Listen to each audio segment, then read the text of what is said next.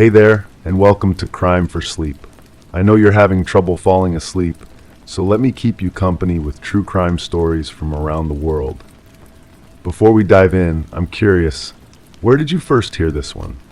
If you enjoy these stories, don't forget to like, comment, and subscribe. Now get comfortable, and let's get into tonight's case. Story 1. The soft hum of the refrigerator was the only sound in the dimly lit kitchen. The scent of freshly brewed coffee lingered in the air, teasing the senses.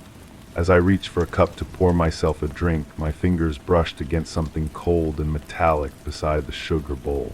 Almost instinctively, my eyes darted to the window, where the curtain fluttered, undisturbed by any breeze. There on the windowsill, a single, unfamiliar glove lay neatly folded, its presence both innocent and unsettling. The glove was leather, soft brown like autumn leaves, with delicate stitching along the fingers.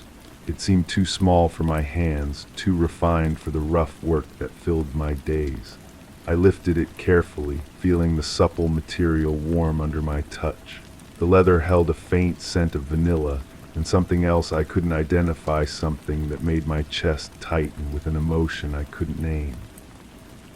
I set it back down exactly where I found it, as if disturbing its position might somehow alter whatever story it was trying to tell. The coffee cup felt heavier than usual in my hands, its ceramic surface rough against my palms.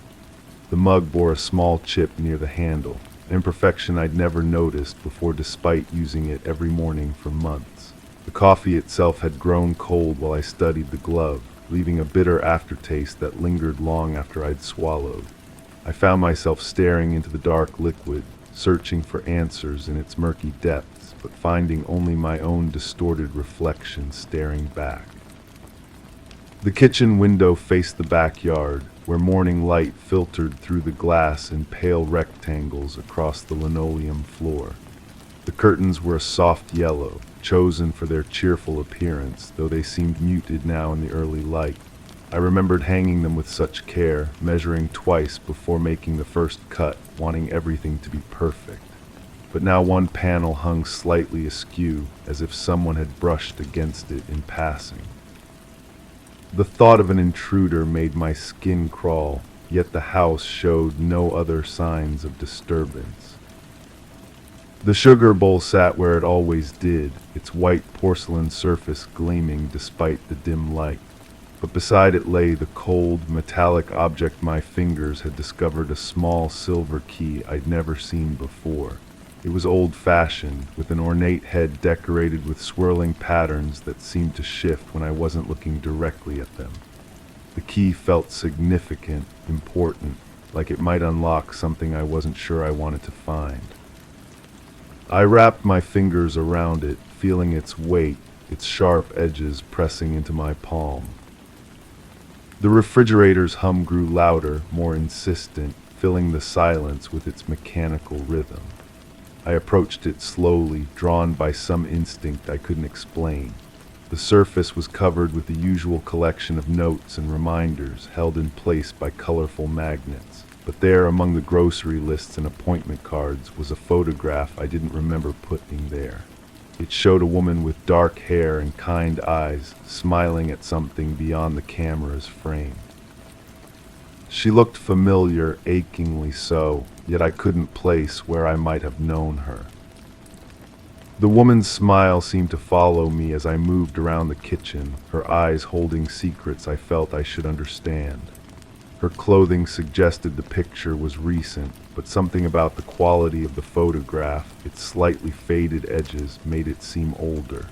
I touched the corner gently, and it shifted under my finger, revealing another image underneath the same woman, but this time she wasn't smiling. Her expression was serious, almost worried, as if she'd been trying to tell the photographer something important. The linoleum floor creaked under my feet as I paced, its pattern of tiny squares creating a maze that seemed to lead nowhere. Some of the tiles were loose, clicking softly when I stepped on them. I knelt down and pressed my hand against one particularly uneven spot, feeling it give slightly under pressure. The adhesive had failed, leaving a small gap where something might be hidden. My heart began to beat faster as I worked my fingernails under the edge, lifting it just enough to peer into the darkness beneath. The basement door stood ajar, though I was certain I'd closed it the night before. A cool draft rose from below, carrying with it the musty scent of old wood and something else, something organic and unsettling. The stairs descended into shadow, each step worn smooth by years of use. I found myself drawn to the opening, my hand resting on the door frame as I listened to the silence below. It wasn't complete silence, I realized, but rather the absence of expected sounds, as if the basement were holding its breath. The telephone on the kitchen counter began to ring, its shrill tone cutting through my thoughts like a blade. I stared at it for several rings before answering, my hand trembling slightly as I lifted the receiver. The voice on the other end was familiar yet strange, speaking words I couldn't quite understand, as if the connection were poor or the speaker were very far away. They seemed to be asking about someone, describing the woman in the photograph with perfect accuracy despite never having seen it. The conversation ended abruptly, leaving me holding a dead receiver and wondering if I'd imagined the entire exchange. The caller had mentioned an address, a street name that sounded familiar but which I couldn't quite place. They'd spoken with urgency, as if time were running out for something or someone. I found myself writing down fragments of what I could remember, my handwriting shaky and uncertain on the back of an envelope. The morning light had shifted, casting new shadows across the kitchen surfaces. The glove on the windowsill seemed different now, positioned at a slightly different angle than before. I was certain I hadn't moved it, yet there it sat as if it had adjusted itself when I wasn't looking. The leather appeared darker, more worn, as though it had aged years in the span of minutes. I reached for it again, but hesitated, afraid of what I might discover if I looked too closely. The silver key had grown warm in my pocket, its metal heated by my body temperature until it felt almost alive. I pulled it out and held it up to the light, studying its intricate design. The pattern on its head resembled a map with tiny lines and curves that suggested streets and pathways. One particular groove seemed to pulse with significance, pointing towards something just beyond my understanding. I had the strangest feeling that this key had been waiting for me to find it, placed deliberately where my searching fingers would discover it. The coffee maker gurgled as it finished its cycle, though I couldn't remember starting a new pot. The fresh coffee smell mingled with other odors in the kitchen, the vanilla scent from the glove, the musty air from the basement, and something new, something that reminded me of flowers left too long in water. I opened the window to let in fresh air, but the glove shifted in the breeze, unfolding slightly to reveal a delicate monogram embroidered on its inner wrist. The initials were elegant, worked in thread that caught the light like silver wire. They didn't match my own, nor those of anyone I could immediately recall knowing. Yet they stirred something deep in my memory, a recognition that felt both urgent and elusive. I traced the letters with my fingertip, feeling the slight raised texture of the embroidery. The thread was expensive, the kind used for special occasions or treasured possessions. This wasn't a glove that had been lost carelessly. The photograph on the refrigerator seemed to shimmer in my peripheral vision, drawing my attention back to the woman's face. Her features were becoming clearer somehow, as if my memory were slowly adjusting its focus. I studied her nose, her chin, the way her hair fell across her forehead. There was something about her expression that suggested she'd been looking at me when the picture was taken, not at some distant point beyond the camera. Her eyes held a mixture of hope and fear that made my stomach clench with unrecognized guilt. The basement door had opened wider, revealing the top few steps descending into darkness. I couldn't shake the feeling that something down there was waiting for me, something connected to the glove, the key, and the woman in the photograph. My feet moved toward the doorway almost without conscious direction, drawn by a compulsion I didn't understand. The wooden steps felt solid under my weight, but each one seemed to echo with footsteps that weren't quite my own. The basement smelled of concrete and old newspapers, but underneath those familiar odors lurked something else, the same floral scent I'd detected in the kitchen, now stronger and more cloying. Old furniture sat covered in dust sheets, creating strange shapes in the dim light filtering down from above. A workbench along one wall held tools I didn't remember owning, their surfaces clean despite the dust that covered everything else. Someone had been using them recently, caring for them with the attention of a craftsperson. The far corner of the basement lay in deeper shadow, but I could make out what appeared to be a small table with something resting on its surface. As I moved closer, my eyes adjusted to reveal a collection of items arranged with deliberate care. More photographs, a jewelry box, a pair of shoes that would fit the same small feet as the glove upstairs. The shoes were expensive, their leather soft and well-maintained, but they bore scuff marks that suggested their owner had been walking on rough surfaces, perhaps in haste or distress. The jewelry box was open, its red velvet interior empty except for a few strands of dark hair caught on the clasp. The hair was fine and silky, the same shade as the woman in the photographs. I lifted one strand carefully, holding it up to what little light reached this corner of the basement. It was longer than mine, and when I held it close, it carried the same vanilla scent as the glove. My hands began to shake as the implications of these discoveries settled over me like a cold fog. The photographs spread across the table showed the same woman in various locations and situations. Some appeared to be taken without her knowledge, candid shots of her walking, shopping, sitting in what looked like a park. Others were more formal posed pictures that suggested a closer relationship between subject and photographer. In the most recent ones, her expression had changed from the bright smile of the first picture to something more guarded, more frightened. She seemed to be looking over her shoulder, as if aware she was being watched. The silver key fit perfectly into a small lock I found on a wooden box hidden beneath the table. Inside, wrapped in tissue paper, were more personal items. A driver's license with a woman's picture, a few letters addressed in careful handwriting, and a small notebook filled with dates and locations. The handwriting in the notebook was my own, though I had no memory of writing any of it. Each entry described the woman's activities with the detailed attention of someone conducting surveillance. The letters were love notes signed with the same initials embroidered on the glove. They spoke of meetings and promises, of plans for a future together that seemed to have been interrupted somehow. The tone grew more desperate with each successive note, pleading for understanding and patience. The final letter was different, shorter and more formal, asking to be left alone and expressing fear for personal safety.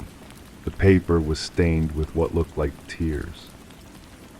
The driver's license revealed an address across town, in a neighborhood I knew well but rarely visited. The woman's name was printed clearly beneath her photograph, and seeing it there in official type made her suddenly real in a way that the anonymous pictures hadn't achieved. She had been a living person with a job, an address, people who cared about her. The license had expired recently, as if its owner had no further need for such mundane documentation. My legs felt unsteady as I climbed back up the basement stairs, my arms full of evidence I didn't want to believe. The kitchen seemed different now, charged with new meaning. Every surface, every shadow held potential significance. The glove on the windowsill was no longer an innocent mystery, but a piece of a puzzle I was terrified to complete.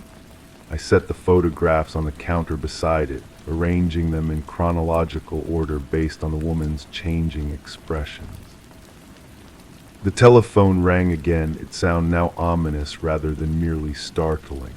This time I let it ring, counting each peal until it finally stopped. The silence that followed felt heavy with accusation. I stared at my hands, trying to remember when I might have written those surveillance notes, when I might have taken those photographs. The memories felt like they belonged to someone else, yet the evidence of my involvement was undeniable. The coffee had grown cold again, forming a thin skin on its surface that wrinkled when I breathed on it. I found myself studying my reflection in the dark liquid, searching for signs of the person who could have done these things. The face looking back at me seemed familiar yet strange, as if I were seeing myself clearly for the first time. There were details I'd never noticed before, a hardness around the eyes, a tension in the jaw that spoke of capabilities I didn't want to acknowledge. The woman in the final photograph stared up at me from the counter, her expression now clearly one of terror rather than mere concern.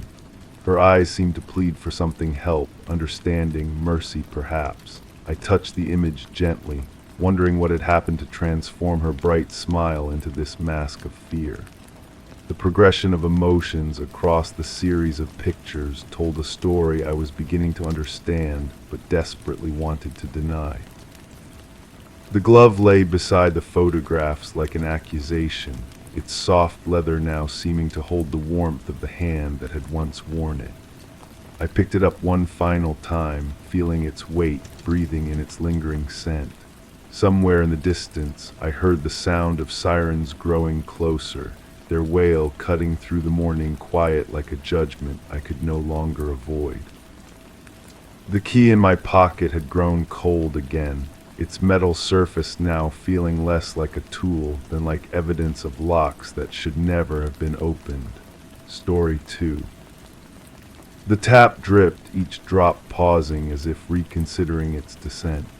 The mirror reflected shapes that shifted just beyond comprehension, bending the familiar into foreign silhouettes. My fingers traced the wallpaper patterns, now misaligned, as though the walls themselves had shifted in the night. The coffee mug on the counter lay overturned, contents untouched, yet I couldn't shake the taste of stale grounds clinging to the back of my throat. Time faltered, moments staggered, and when I reached for the door, the handle turned itself. I knew then what I had suspected for weeks. Someone had been inside. The certainty settled over me like sediment in still water, heavy and undeniable. But when had it begun? The knowing came in fragments, scattered pieces of a puzzle I hadn't realized I was assembling. Perhaps it started with a photograph on the mantel, tilted just enough to catch light differently. Or maybe it was the way my morning routine felt rehearsed, as if performed for an audience I couldn't see. I moved through my house like a stranger, cataloging discrepancies that might have been there forever. The kitchen chair pulled out from the table at an angle I never used. Books on the shelf arranged by height rather than the careful disorder I preferred. Small things, meaningless things, yet they accumulated in my consciousness like evidence of a crime I couldn't name. The wallpaper drew my attention again. Those geometric patterns that had once provided comfort now seemed deliberate, intentional. I followed the lines with my fingertip, feeling for the seams where sections didn't quite align. Had they always been this way? Memory is unreliable, I reminded myself. Memory lies. But the taste of coffee lingered, bitter and cold, though I hadn't touched the overturned mug. I righted it, watching brown stains spread across the counter like a map of somewhere I'd never been. The ceramic was warm. Not hot, but warm, as if recently held, as if recently abandoned. I thought of the woman who lived across the street, not her name, which escaped me, but her silhouette in the window each morning as I prepared for work. She would stand there motionless, and I began to wonder if she was watching or waiting. Her presence became part of my routine, expected as sunrise, until the morning she wasn't there. That was when the small changes began, or when I began to notice them. The mirror in the hallway reflected my face, but something felt wrong about the reflection. Not distorted exactly, but delayed, as if the image took a moment longer to catch up with my movements. I raised my hand and watched myself do the same, searching for the disconnect I felt but couldn't prove. Sleep became elusive. I would lie awake listening to the house settle, distinguishing between the familiar creaks of old wood and sounds that seemed foreign. Footsteps that might have been pipes expanding. Whispers that could have been wind through poorly sealed windows. The boundary between paranoia and intuition blurred until I couldn't tell which was guiding my thoughts. I began leaving small tests, a pen placed precisely on the edge of my desk, a bookmark positioned at a specific page, a single hair laid across the doorframe. Each morning brought disappointment or relief, depending on whether my markers remained undisturbed, but even when they did, doubt crept in. Had I remembered correctly, was the pen always there? Did the bookmark naturally fall to that page? The woman across the street returned, but her routine had changed. Instead of morning vigils, she appeared at dusk, her window glowing amber in the fading light. Sometimes I caught her looking directly at my house, and I would step back from my own window, heart racing for reasons I couldn't articulate. When I looked again, she would be gone, leaving only the empty frame and my own reflection staring back. I started a journal documenting the discrepancies I noticed each day. The entries began methodically, almost scientific in their precision. But as pages accumulated, my handwriting grew erratic, observations bleeding into speculation, facts tangling with fears. I wrote about the coffee mug, the tilted photograph, the woman's changing schedule. I wrote about dreams where strangers walked through my rooms, touching my belongings with casual familiarity. Reading back through the entries, I noticed patterns I hadn't seen while writing. References to sounds I couldn't remember hearing. Descriptions of rearranged objects I was certain I'd never moved. It was as if someone else had been writing in my journal, using my hand, my words, but describing a different house entirely. The handle on the front door began to fascinate me. Each evening I would test it, ensuring the lock engaged properly, but the mechanism felt loose, unpredictable. Sometimes it would stick, requiring extra pressure. Other times it turned too easily, as if the lock had been recently oiled. I examined the metal for scratches that might indicate tampering, but the surface showed only the expected wear of years. I considered changing the locks, but what would that accomplish? If someone had been inside, they had managed it without obvious signs of forced entry. New locks might only provide false security, a placebo against fears that lived more in my mind than in reality. The taste of coffee never fully faded.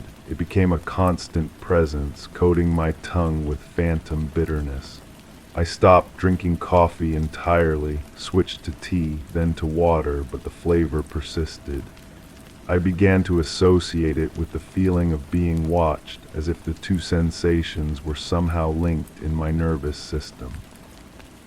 Neighbors became suspects and allies simultaneously. The man who jogged past each evening might have been noting my habits, timing my routine, or he might have been the only witness to someone else doing exactly that. The elderly couple who tended their garden with such care could have been monitoring my comings and goings, or they might have noticed a stranger lingering near my property. I wanted to ask them to describe my fears and seek confirmation or reassurance. But how do you explain that your house feels violated without sounding unhinged? How do you articulate the certainty that someone has been inside when nothing is missing, nothing obviously disturbed? The photograph on the mantel became my focal point, a simple image, unremarkable in content, but its position had become a barometer for my peace of mind. Each morning I would check its angle, and each morning it seemed slightly different, not dramatically moved, just shifted enough to catch my attention. I began marking its position with a pencil, tiny dots on the mantel that would show any displacement. But the marks themselves became unreliable. Some mornings they seemed to have moved along with the photograph. Other mornings they appeared untouched while the image had clearly shifted. I questioned my own memory, my own perception, until the simple act of looking at the photograph filled me with anxiety. The woman across the street disappeared again, but this time her absence felt different, permanent. Her window remained dark through the evening hours when she usually appeared. I found myself watching for her return, realizing how much her presence had become part of my daily rhythm. Without her silhouette to anchor my attention, I felt adrift, untethered from the routine that had been providing structure to my increasingly chaotic thoughts. I walked past her house one afternoon, casual as I could manage, and noticed mail accumulating in her box.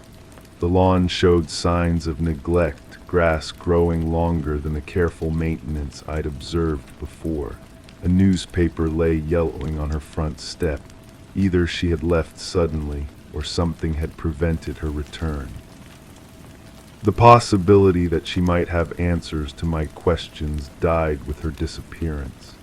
If she had been watching my house, noting the same irregularities I suspected, that knowledge was now lost. If she had seen someone entering my property, witnessed the source of my unease, I would never know. My journal entries became increasingly focused on her absence. I wrote elaborate theories about her departure, connecting it to the changes in my house, the feeling of violation that had been growing stronger each day. But even as I wrote, I recognized the paranoid logic of my thoughts, correlation without causation, pattern recognition gone haywire. The coffee mug appeared overturned again, and this time I was certain I had left it upright. The brown stain spread in the same pattern across the counter, and the ceramic held the same mysterious warmth. I photographed it with my phone, documenting the evidence, but the image showed only an ordinary mug in an ordinary kitchen. The sense of wrongness that filled me when I looked at the actual scene didn't translate to the photograph.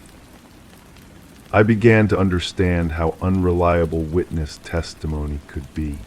How certainty could exist alongside doubt, how memory could feel solid while remaining fluid. The truth I was seeking might not exist, or it might be so different from what I expected that I wouldn't recognize it when found. The wallpaper patterns continued to draw my attention, and I spent hours tracing their geometry, searching for meaning in their arrangement. The repetition was hypnotic, almost meditative, and I found myself losing time as I followed lines that curved and intersected in ways that seemed both random and deliberate. Sometimes I would realize I had been standing there for much longer than intended, my finger still moving along the wall, my mind empty of conscious thought. The handle on the front door turned again as I reached for it, and this time I was ready. I jerked my hand back and watched as the metal mechanism completed its rotation, slow and deliberate. The lock disengaged with a soft click, and the door swung inward on hinges that should have been locked, should have been secure. But no one entered, no figure appeared in the doorway, only the familiar interior of my house, unchanged yet somehow different. The hallway stretched before me, and I could see the mirror reflecting shapes that shifted just beyond comprehension, bending the familiar into foreign silhouettes. The wallpaper patterns seemed misaligned, as though the walls themselves had shifted. I stepped inside and closed the door behind me, testing the handle once more. It turned normally now, the lock engaging as it should. But the taste of coffee had returned, stronger than before, coating my mouth with the flavor of grounds I had never brewed. And there, on the kitchen counter, the mug lay overturned once again, its contents untouched, while time faltered and moments staggered around me like a memory trying to remember itself. The tap dripped, each drop pausing as if reconsidering its descent. Story 3. The oven door had clicked shut as I stepped back. The warmth I expected dissipated too quickly, like a breath returning to the air. My fingertips brushed against the counter's edge, feeling the moisture that should not have been there. I traced the pattern absently, trying to recall when it had appeared. The walls seemed to press closer, an embrace of stale air around me. My eyes flickered to the window, drawn by something that was gone before I'd truly seen it. Something had shifted, although the room looked unchanged. The air was still, but I was no longer its only occupant. That clicking sound keeps coming back to me, not just from the oven, but from somewhere deeper in my memory, like a key turning in a lock I can't quite locate. I find myself listening for it in quiet moments, the way you might strain to hear a conversation through thin walls. I was cooking something. I think I was cooking something. The recipe card sits on the counter still, though the ink has run where moisture touched it. My handwriting looks foreign to me now, the letters slanted in a way that doesn't match how I remember forming them. The ingredients listed seem simple enough, but I can't recall gathering them together. There was someone else in the house. No, that's not right. There was someone who should have been in the house. I keep expecting to hear footsteps on the stairs, the familiar creak of the third step from the bottom. But when I listen, really listen, there's only the hum of the refrigerator and the settling of old wood. The kitchen window faces the backyard. I know this because I've stood at the sink countless times, watching the seasons change through that glass. But today the view seems different, as if the angle has shifted by degrees I can't measure. The tree line appears closer, the shadows falling in patterns that don't match the sun's position. I was expecting someone for dinner. The table is set for two. I must have done that, though I don't remember pulling out the second chair or placing the matching silverware just so. The plates are the good ones, the set we saved for special occasions. One still holds crumbs from something I apparently ate earlier. The other remains pristine, waiting. My hands shake slightly as I reach for the salt shaker. It's not where I left it. Nothing is quite where I left it, though the differences are so subtle I might be imagining them. The pepper mill has turned a quarter rotation. The napkins are folded differently. The candles have been moved an inch to the left. Or maybe I moved them. Maybe I've been moving things and forgetting, the way you might rearrange furniture in your sleep. The oven timer hasn't gone off yet, but I can't remember setting it. The digital display shows numbers that seem both familiar and wrong, like looking at a clock in a dream.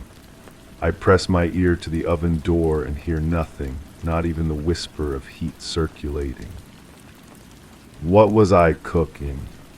The smell should tell me, but the kitchen holds only the faint scent of something that might have been there before. Not quite floral, not quite chemical. It reminds me of hospital corridors or the way air tastes after rain, clean but somehow empty. I open the oven door. The light inside flickers on, illuminating an interior that appears unused. No steam rises to meet me. No aroma escapes. The racks are positioned as they always are, but they hold nothing I can see. Yet the temperature gauge reads correctly. The coils glow with appropriate heat. I close the door again. The click echoes differently this time, more final. There's a photograph on the refrigerator that I don't remember placing there. The magnet holds it at a slight angle, and in the image I see myself standing in the same kitchen, smiling at someone beyond the camera's frame. My expression looks genuine, the kind of happiness that can't be forced, but I have no memory of the moment being captured. Who took this picture? The phone rings. I let it ring because I know no one will be there when I answer. This has happened before, though I can't say when or how many times. The sound cuts off after exactly 7 rings, and the silence that follows feels heavier than before. I check the caller display. The screen shows a number I should recognize but don't. The area code is local, but the sequence of digits arranges itself in my mind like a puzzle with missing pieces. The refrigerator hums louder now, or perhaps I'm simply paying closer attention. Inside, the shelves hold the usual items, but they're organized with a precision I don't remember maintaining. The milk carton faces forward. The condiments are arranged by height. Even the vegetables in the crisper drawer are separated by color. Someone has been taking care of things. I find a note tucked behind the butter dish. The handwriting is mine, but the message reads like instructions from a stranger. Check the oven at sunset. Remember to water the plant by the window. Don't answer the phone after dark.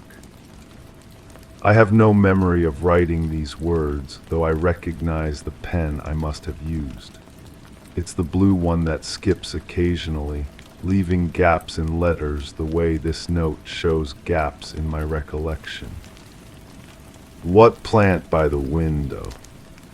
I turn to look, and there it is, small, green, thriving in a pot I've never seen before. The soil appears recently watered, though I can't recall tending to it. The leaves are turned toward the glass, seeking light that's already beginning to fade.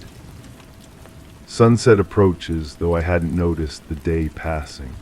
The shadows in the backyard stretch longer now, reaching toward the house like fingers testing the boundaries of their reach. The air outside has taken on that golden quality that makes everything look slightly unreal. I should check the oven. But I'm afraid of what I might find, or what I might not find. The timer still hasn't sounded, yet something tells me the cooking time has passed.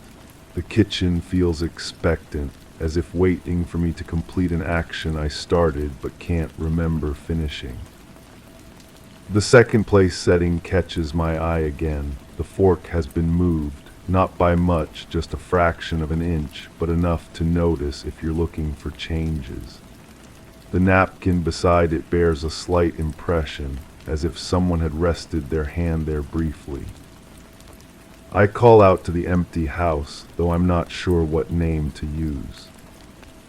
No answer comes, but the silence feels different now, not empty, but full of held breath. I walk to the bottom of the stairs and listen for movement above. The floorboards up there know the weight of footsteps, and they speak in creaks and sighs that I've learned to interpret over the years.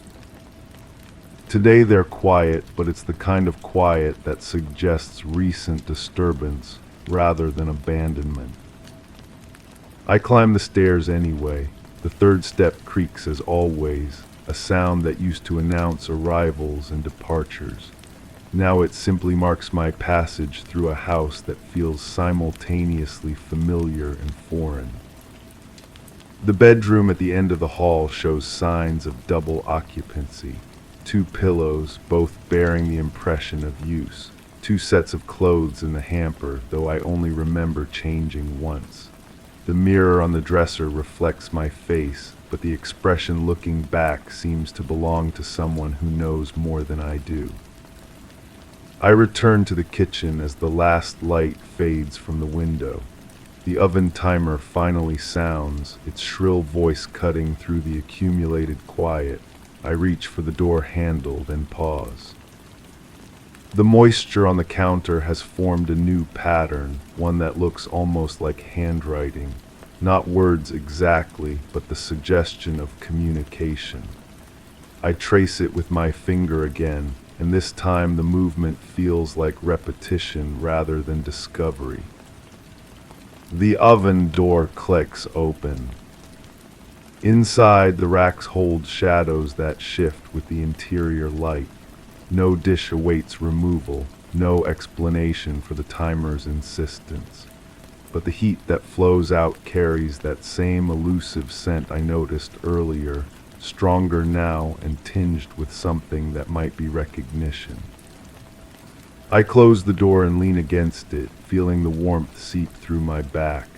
The kitchen settles around me, a space that holds secrets in the gaps between what I remember and what I've forgotten.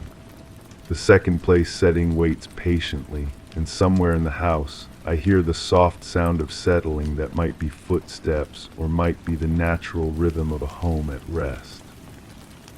The photograph on the refrigerator has shifted again, or perhaps the magnet has loosened.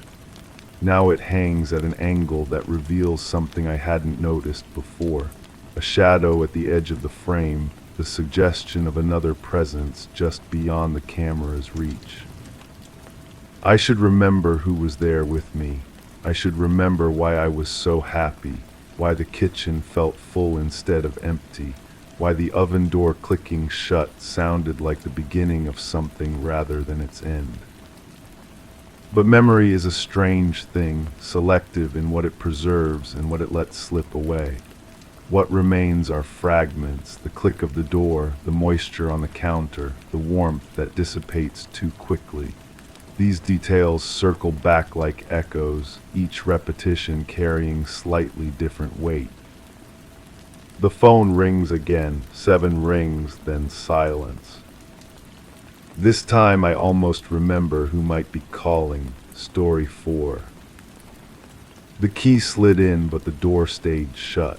My fingers traced the familiar grooves of the handle, a routine without thought, willing it to uncatch, but the mechanism whispered nothing back.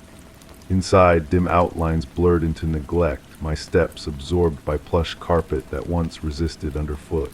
I half expected the clock to chime, its silence draped over the scene like a forgotten lullaby. My gaze turned toward the mirror, expecting my own eyes, but encountered only the vacant stare of absence. The dust motes suspended in afternoon light remind me of that other room, the one where I first saw the photograph spread across a mahogany desk. Each image captured in black and white, corners curled with age or handling. The detective's fingers drummed against the wood while I studied faces I thought I recognized. "Take your time," he had said, but time felt elastic then, stretching and contracting like breath held too long. I remember thinking the woman in the center photograph looked familiar.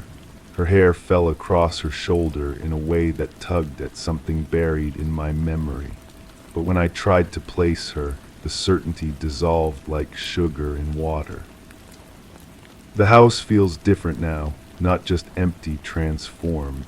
The wallpaper pattern seems more intricate than I remembered, tiny roses bleeding into stems that curve in directions my eyes can't quite follow.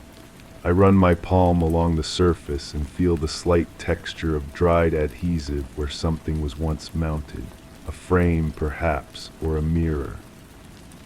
There was a conversation, I'm certain of that much. 2 voices in the kitchen while I waited in the hallway, catching fragments through the partially open door. She was seen leaving around 10. But the neighbor said. The neighbor says a lot of things. The voices lowered then, becoming shapes rather than words. I pressed closer to the wall, feeling the cool plaster against my cheek, but the words remained just beyond comprehension. My reflection appears unexpectedly in the window glass, startling me back to the present. For a moment I don't recognize the face staring back. The features seem rearranged, as if memory and reality were playing tricks on perception. I touch my cheek and the reflection follows, confirming what should never need confirmation. The investigation files were kept in manila folders, each one labeled with neat handwriting. I was allowed to read certain portions, witness statements mostly, and some preliminary reports. The handwriting varied from page to page, different officers contributing their observations like pieces of an incomplete puzzle. One statement mentioned a car parked on the street for several hours. Blue sedan, the witness thought, though the lighting made it difficult to be certain. Another described hearing voices through thin walls, though the words themselves remained unclear. Arguments happen, one report noted, doesn't necessarily mean anything. But the frequency of these arguments seemed significant to someone. Red ink underlined certain passages, question marks appeared in margins. Someone was paying attention, connecting dots I couldn't see. I find myself in the kitchen now, though I don't remember walking here. The refrigerator hums with mechanical persistence, the only sound in a house that once buzzed with conversation. The table sits empty except for a single coffee cup, its interior stained brown with residue that suggests recent use. This troubles me more than it should. I don't recall making coffee.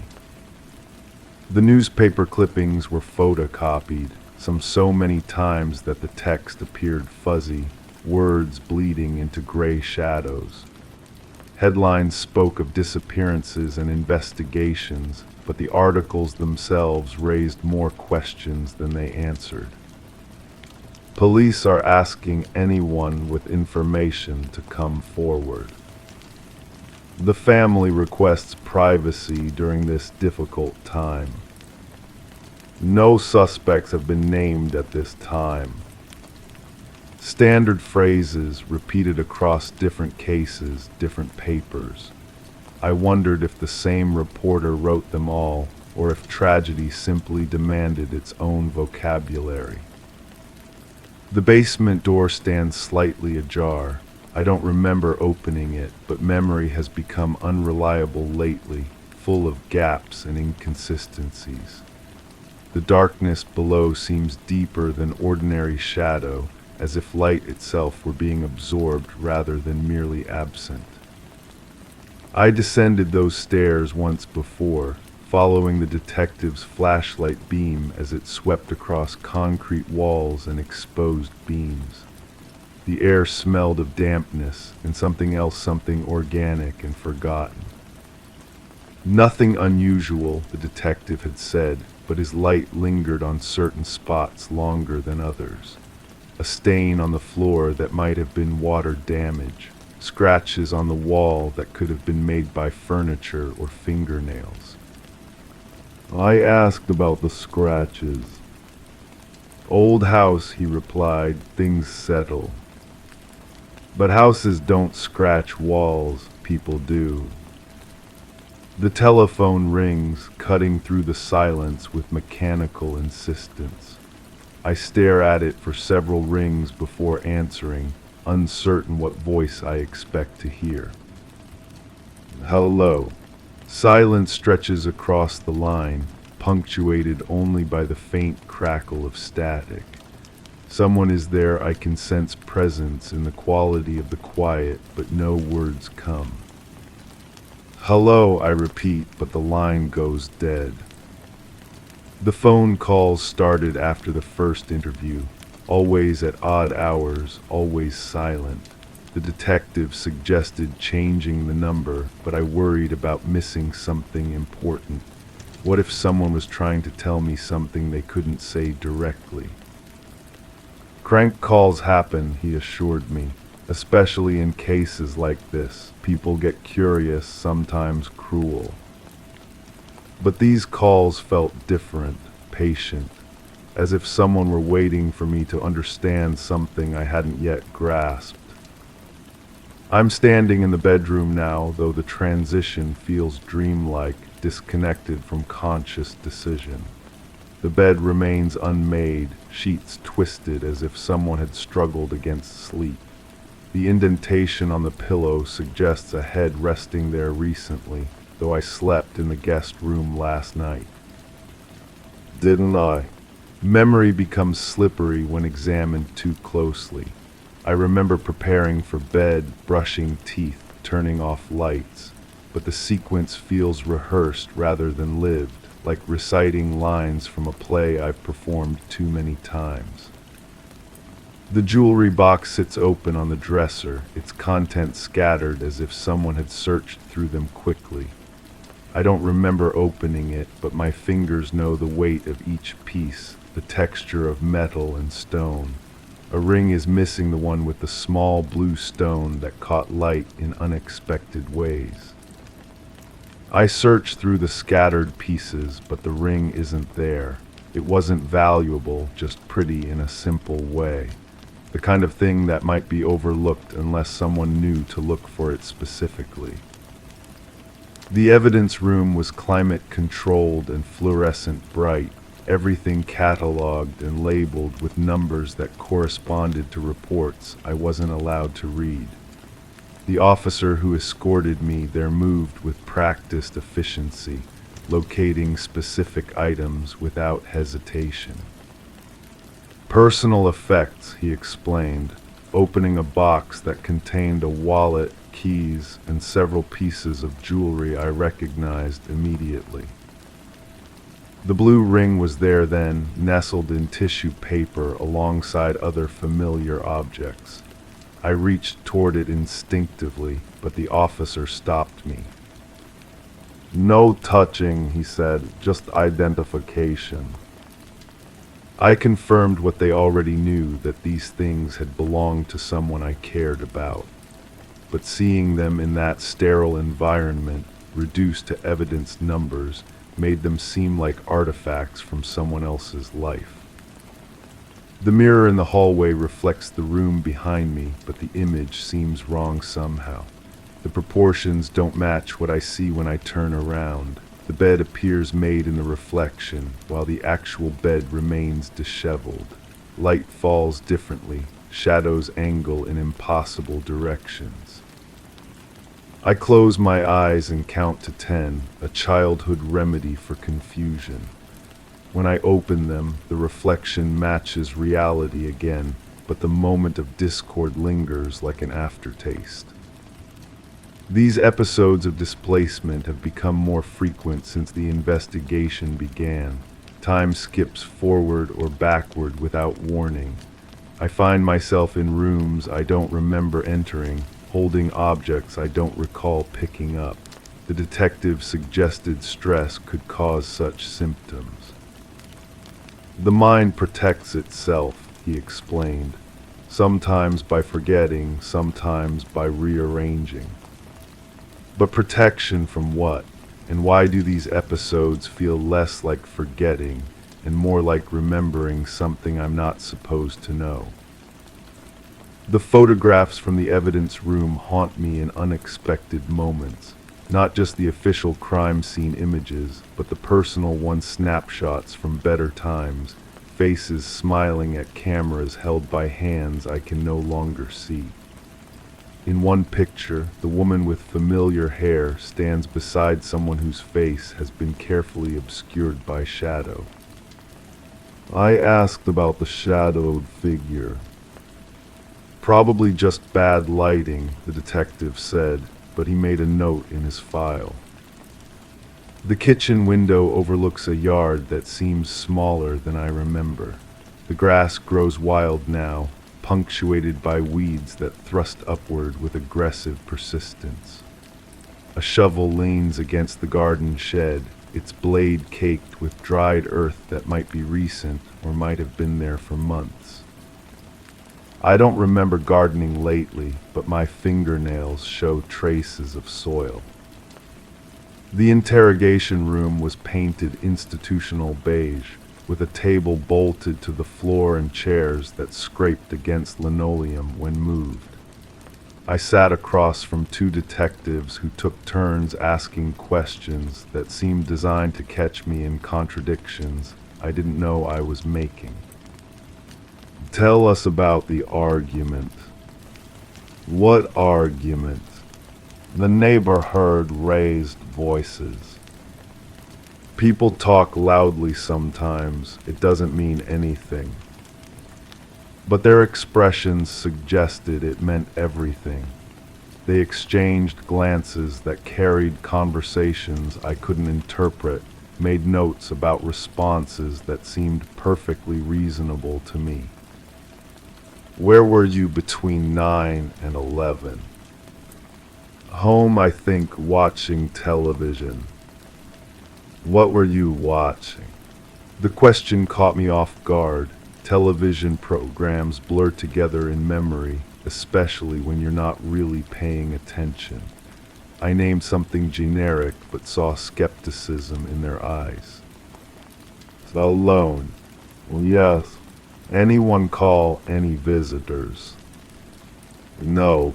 But even as I said it, doubt crept in. Had someone called? The phone rings so often now that individual calls blend together. In visitors, sometimes I hear footsteps on the porch, but when I check, no one is there. The basement calls to me with its patient darkness. I find myself standing at the top of the stairs again, though I don't remember returning here. The air rising from below carries sense of earth and dampness and something else that memory refuses to identify. I descend one step at a time, my hand trailing along the rough wooden banister. The stairs creak under my weight, each sound echoing in the confined space.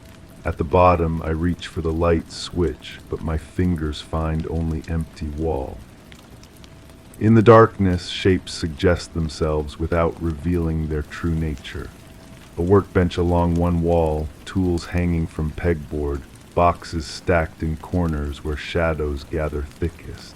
My eyes adjust slowly, revealing details that seem familiar yet strange. The stain on the concrete floor has spread since my last visit, or perhaps I'm remembering it incorrectly. Memory has become unreliable, prone to revision and embellishment. What I thought was the size of a dinner plate might have always been larger, darker, more permanent. I kneel beside the stain and touch its edge with my fingertip. The concrete feels rough and cold, but the discolored area has a different texture, smoother, as if something had been absorbed and then dried. The detective's flashlight had passed over this spot quickly, but now I wonder what he chose not to see. The interview tapes were played back for me in segments, my own voice sounding strange through the tinny speakers. Words I remembered speaking clearly came out muffled and uncertain, while statements I didn't recall making rang with false confidence. I never saw her after Tuesday. But as I said Tuesday, the word felt wrong in my mouth, like a lie that had been practiced but not perfected. The detective replaying the tape watched my face carefully as my recorded voice continued. She seemed upset about something but wouldn't say what. This part I remembered saying, but hearing it again raised new questions. Upset about what? The memory itself was vague, a sense of tension rather than specific words or actions. But the recording made it sound definitive, as if I possessed knowledge I didn't realize I had. Upstairs again, though the transition feels discontinuous.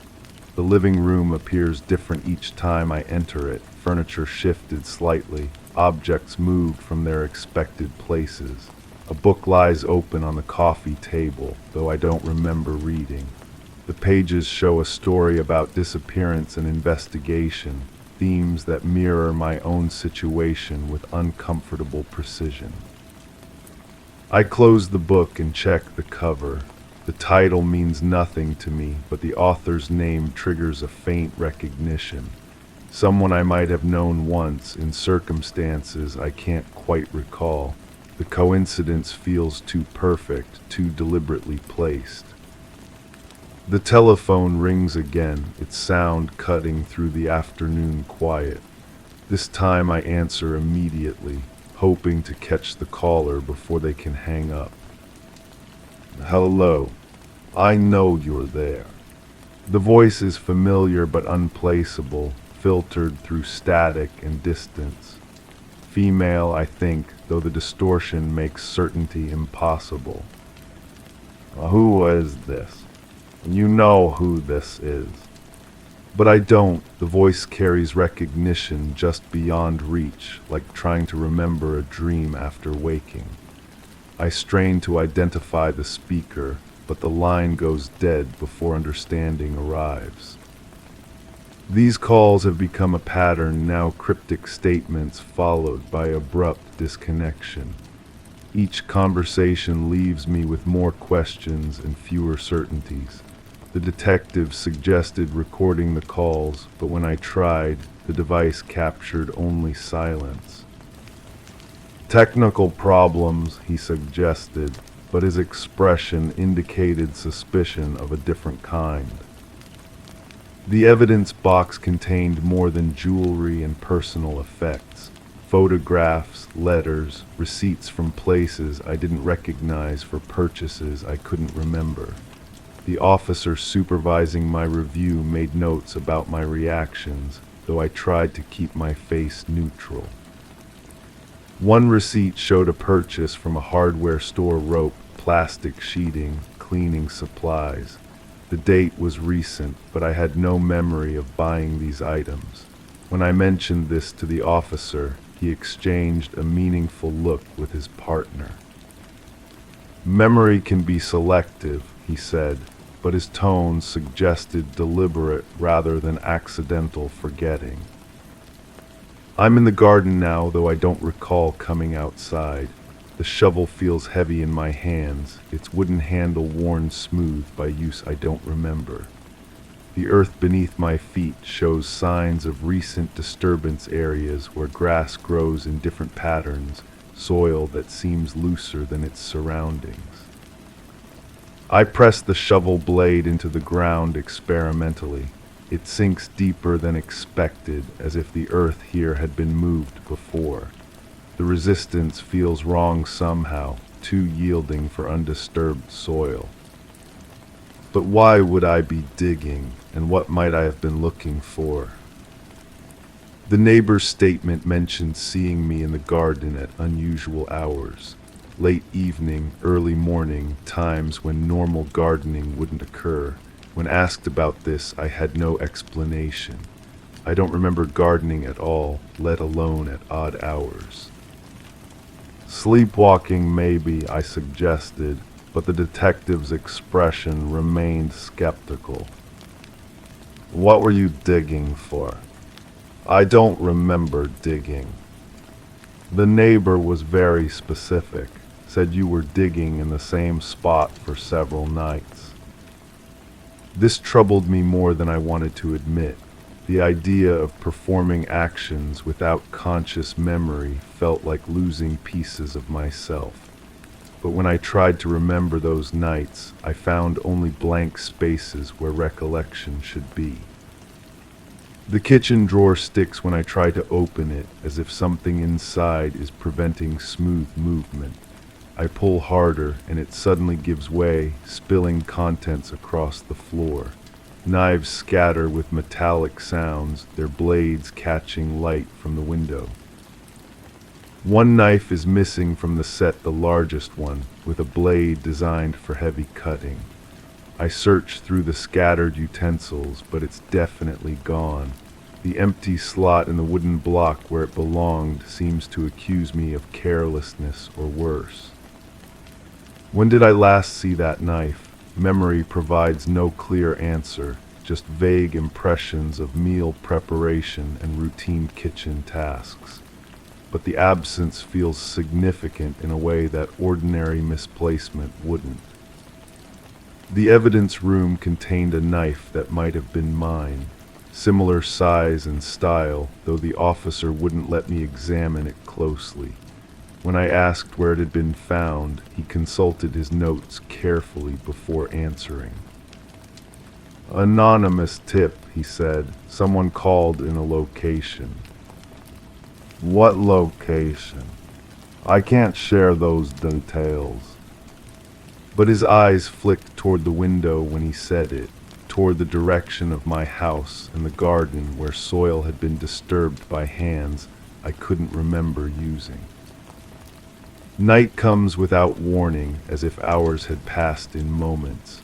I find myself standing at the bedroom window, looking down at the garden where shadows pool between plants and structures. The disturbed earth appears darker than its surroundings, like wounds in the landscape that refuse to heal.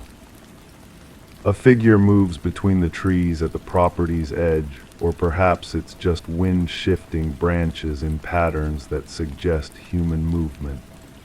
I press closer to the glass, trying to distinguish reality from suggestion, but the darkness keeps its secrets.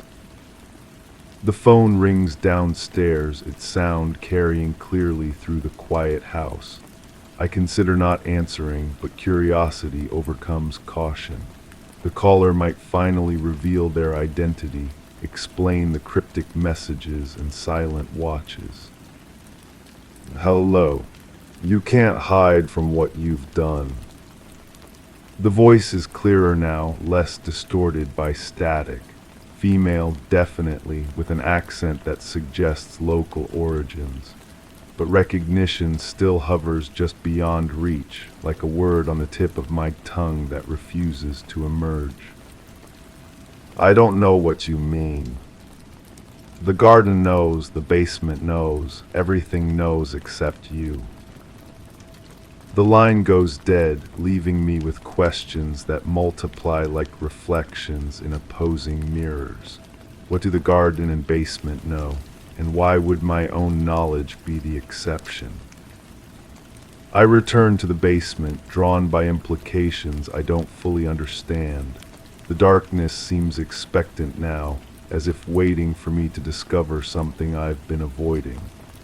My feet find the stairs without conscious guidance, muscle memory, navigating familiar territory. At the bottom, I search for the light switch again, running my hands along walls that feel different in the dark. My fingers encounter scratches I hadn't noticed before, deep gouges in the wood that spell out letters or numbers. I trace their shapes, trying to decipher meaning through touch alone. The patterns feel deliberate, carved with intention rather than accident, but their message remains cryptic, like a code designed for someone with knowledge I don't possess, or knowledge I've chosen to forget. The stain on the floor has definitely expanded. What began as a small discoloration now spreads across several square feet, its edges irregular but purposeful. I kneel beside it again, pressing my palm against the concrete. The surface feels warm. This shouldn't be possible. Concrete holds cold, especially in basements where sunlight never reaches. But the stained area radiates heat like a living thing, as if something beneath the surface continues to generate warmth. I press harder and the concrete gives slightly under pressure, not solid anymore but somehow yielding, as if the stain had softened the very structure of the floor. Morning arrives while I'm still in the basement, though I don't remember staying here through the night. Sunlight filters through small windows, illuminating details that darkness had concealed. The workbench holds tools I don't recognize, implements that seem designed for purposes beyond ordinary repair work. A roll of plastic sheeting sits on a shelf, identical to the one mentioned on the receipt from the evidence box. Beside it, coiled rope and bottles of cleaning solution that smell sharp and chemical. The items form a collection that suggests preparation for tasks I can't identify. But if I bought these things, I should remember. The gap in memory feels too convenient, too precisely placed to be accidental, as if someone had edited my recollections, removing specific scenes while leaving the surrounding context intact. The detective's final visit came without warning. I found him standing in my kitchen, examining the empty knife block with professional interest. When I asked how he'd gotten inside, he gestured toward the back door. It was open, but I remembered locking it the night before. The routine was automatic, performed without conscious thought but never forgotten. Doors locked, windows checked, security measures that had become second nature. "We found her," he said without preamble. The words hung in the air between us, heavy with implications I wasn't ready to process. Found her where? In what condition? And why did his expression suggest I already knew the answers? Where? You know where. But I didn't, or if I did, the knowledge existed in a part of my mind that had been sealed off from conscious access. The detective watched my face carefully, as if searching for cracks in a facade I didn't know I was maintaining. "The garden," he said finally, "right where the neighbor said you'd been digging." The revelation should have shocked me, but instead it felt like confirmation of something I'd already suspected. The disturbed soil, the missing knife, the anonymous tipped pieces of a puzzle that had been arranging themselves while I wasn't paying attention. "I don't remember," I said, and this was true. The actions he described felt like something someone else had done, using my hands and my tools, but not my conscious mind. "Memory can be selective," he repeated, but his tone had shifted from professional skepticism to something approaching pity. The arrest came quietly, without drama or resistance. I submitted to handcuffs that felt strangely familiar, as if I'd been practicing for this moment without realizing it. The ride to the station passed in silence, broken only by the radio's crackling reports of other people's emergencies. In the interrogation room, they played recordings of the anonymous tips. A female voice, distorted but recognizable now that I knew to listen for it. My own voice, altered by electronic manipulation, but unmistakably mine. "Check the garden behind the house. The basement floor shows signs of disturbance." She tried to hide what she'd done, but the evidence remains. I listened to myself providing information I didn't remember possessing, guiding the investigation toward conclusions I hadn't consciously reached. The voice on the recordings sounded confident, certain of facts that my waking mind couldn't access. "Dissociative episodes," the court-appointed psychiatrist explained later. "The mind compartmentalizes traumatic events, sometimes so completely that the conscious self remains unaware of actions taken by the unconscious." But this explanation felt inadequate, too clinical to encompass the strangeness of discovering myself through evidence and testimony. How could I have planned and executed actions so complex while maintaining complete ignorance of their occurrence? The trial proceeded without my meaningful participation. I sat in the defendant's chair, listening to prosecutors describe someone who happened to share my name and appearance, but whose motivations and actions remained foreign to me. Witnesses testified about behaviors I couldn't remember, conversations I had no recollection of having. The physical evidence was overwhelming: fingerprints, DNA, tool marks that matched implements from my basement. Security cameras had captured me purchasing supplies, disposing of evidence, making phone calls to mislead the investigation. The recordings showed my face clearly, but the person performing these actions felt like a stranger. The verdict was inevitable, though it answered none of the questions that mattered most to me. Guilty of actions I couldn't remember, responsible for decisions I hadn't consciously made. The sentence felt like punishment for someone else's crimes, delivered to the wrong person through administrative error. But as I was led away, I caught my reflection in the courtroom's windows. For just a moment, I saw something different in my own eyes, a flicker of recognition, of satisfaction, of knowledge that my conscious mind still couldn't access. The other part of me, the one who had planned and acted while I slept, smiled back from the glass. In my cell now, I write these fragments in an attempt to understand what I've done and why I can't remember doing it. The words come easily, as if someone else were guiding my hand across the page. Sometimes I stop mid-sentence, surprised by thoughts that feel foreign yet familiar. The woman in the photographs was someone I loved, though I can't recall the specifics of our relationship. The evidence suggests we argued frequently, that tensions had been building toward an inevitable confrontation. But these arguments exist only in witness statements and police reports, not in my own recollection. Perhaps memory is a luxury the guilty can't afford. Perhaps consciousness protects itself by forgetting what conscience couldn't prevent.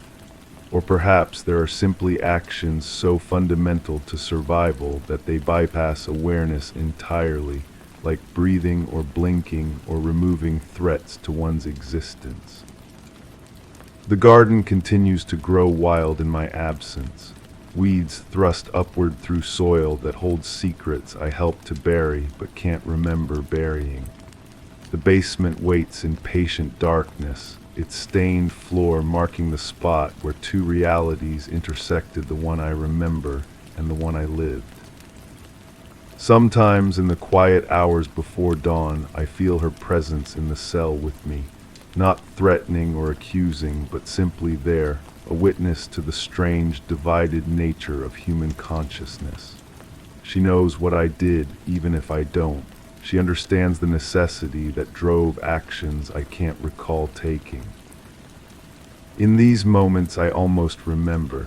The knowledge hovers at the edge of awareness like morning fog, substantial but intangible. I reach for it, but it dissolves at the touch of conscious thought, leaving only the certainty that some truths are too dangerous for the waking mind to hold. The other prisoners avoid me, sensing something they can't name. Guards speak in whispers when they think I can't hear, discussing the unusual nature of my case. How do you rehabilitate someone who can't remember the crime they committed?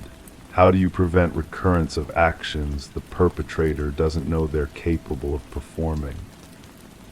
I have become a mystery to myself, a puzzle with missing pieces that might never be found. The investigation is closed, the case resolved, justice served according to legal standards. But the questions that matter most remain unanswered, perhaps unanswerable. Who was I in those moments I can't remember? What drove me to actions so contrary to my conscious nature? And most troubling of all is that other self still there, waiting for circumstances that might call it forth again. The mirror in my cell reflects a face I recognize but don't fully know.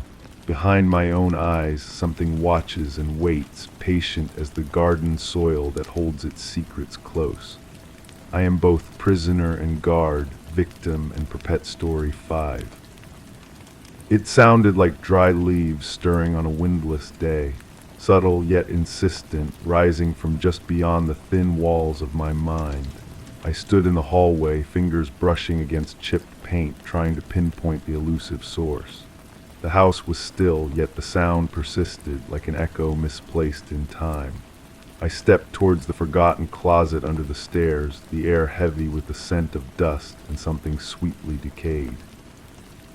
The rustling grew louder, accompanied by a cold whisper of familiarity, like a breath of autumn from another year. I hadn't felt this sensation since it last stopped, but here it was again, unnervingly present. The floorboards creaked beneath my weight. That sound, I remember that sound. Or do I? Sometimes I think I'm making it all up, weaving stories from nothing because silence feels worse than uncertainty. But my hands remember the texture of that door handle, cold brass worn smooth by countless touches, not all of them mine. There was someone else in the house that day, or was it night? The light filtering through the windows seemed wrong somehow, too yellow, too thick. like honey poured through glass. I can see their shadow moving just outside my peripheral vision, always just outside, never quite there when I turn my head. "Did you hear that?" I might have asked, or maybe they asked me. The voice feels familiar, but I can't place it, can't attach it to a face.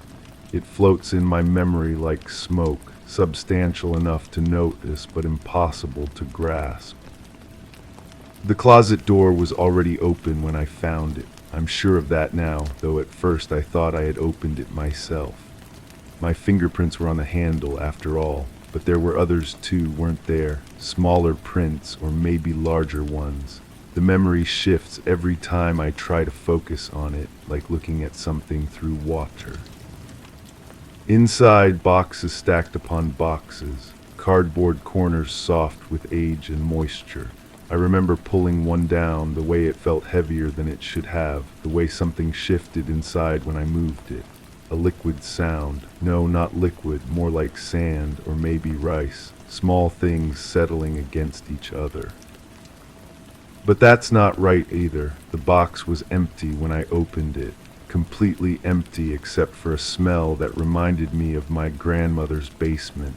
Mothballs and old fabric and something else, something organic and patient. The kind of smell that gets into your clothes and follows you home. Home, was I home? The house felt familiar but wrong, like visiting a childhood bedroom that's been rearranged by strangers. The wallpaper was the same faded rose pattern I remembered, but the roses seemed to be facing the wrong direction. Or maybe I was the one facing the wrong direction. I found the photographs later, or earlier. Time feels negotiable when you're trying to remember something your mind doesn't want you to remember. They were tucked behind the water heater, wrapped in a plastic bag that crackled when I touched it. The same rustling sound, or close enough. The first photograph showed the hallway where I was standing. Same chipped paint, same worn carpet runner, but there was someone in the picture, a figure standing exactly where I had been standing. The image was too blurry to make out features, just a human-shaped shadow against the familiar backdrop. In the second photograph, the figure was closer to the camera, still indistinct, but I could make out clothing now. A sweater I recognized, though I couldn't remember where from. The sleeves were too long, bunched up around the wrists like a child wearing adult clothes. The third photograph was just the empty hallway again. I stared at that sequence for a long time, trying to understand what story they were telling. Someone had been there, then closer, then gone, but who had taken the pictures, and why did my hands shake when I held them? The rustling sound started again while I was looking at the photographs. Louder now, more insistent. It seemed to be coming from inside the walls, or maybe from inside my own head. I pressed my ear against the plaster and felt vibrations, tiny tremors like something small and desperate trying to get out. Or trying to get in. I remember calling out, "Hello, is someone there?" But my voice sounded strange in the empty house, too high and thin, like a child's voice. The echo came back wrong too, distorted somehow, as if the walls were changing the shape of my words before sending them back to me. No one answered, but the rustling stopped. That's when I found the journal, tucked behind the photographs, written in handwriting I almost recognized. The entries were fragmentary, incomplete thoughts scattered across pages like breadcrumbs leading nowhere. The sound is back again today. Found the door open, I know I closed it. Someone has been moving my things. The photographs don't lie, but they don't tell the truth either. I think I'm forgetting something important. The last entry was different. The handwriting was shakier, more urgent. It's me. It's always been me, but I don't remember being me. I dropped the journal and heard it hit the floor with a sound like dry leaves. When I bent to pick it up, the pages were blank, every single one. Clean white paper that smelled faintly of that same sweet decay. The house was getting darker, or maybe my eyes were adjusting to a darkness that had always been there. The shadows in the corners seemed deeper now, more substantial. I could almost see shapes moving within them, patient and purposeful. I went back to the closet. The boxes were arranged differently now, I was sure of it. What had been a neat stack was now scattered, as if someone had been searching through them. But searching for what, and had they found it? The empty box was no longer empty. Inside, wrapped in tissue paper that crumbled at my touch, was a small object. Metal, tarnished with age, a key, but not to any door I recognized. Too small for a house key, too large for a jewelry box. It felt warm in my palm, as if someone else had been holding it recently. I tried the key in the closet door, though it had no lock that I could see.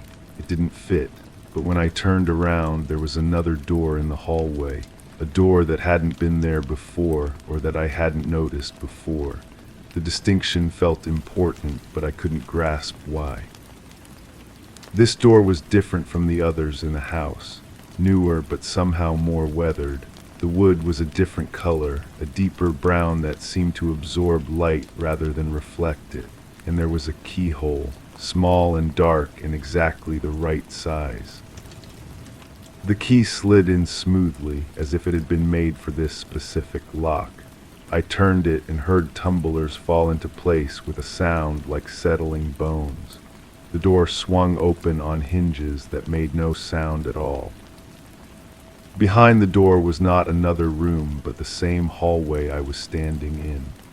The same chipped paint, the same worn carpet, the same closet under the stairs, but everything was reversed, like looking into a mirror, or like being on the other side of a mirror. I stepped through the doorway and immediately felt the wrongness of it. The air was thicker here, more resistant. My footsteps sounded muffled, distant, and there was someone else in this version of the hallway, a figure standing by the closet, back turned to me. They were wearing the sweater from the photograph. I tried to call out, but no sound emerged from my throat. The figure didn't turn around, but I could see their shoulders moving slightly, rhythmically. They were doing something with their hands, something I couldn't quite see. The rustling sound started again, but now I could tell it wasn't coming from the walls or from inside my head. It was coming from the figure by the closet, from whatever they were doing with their hands. I moved closer, my feet silent on the reversed carpet. The figure's movements became clearer.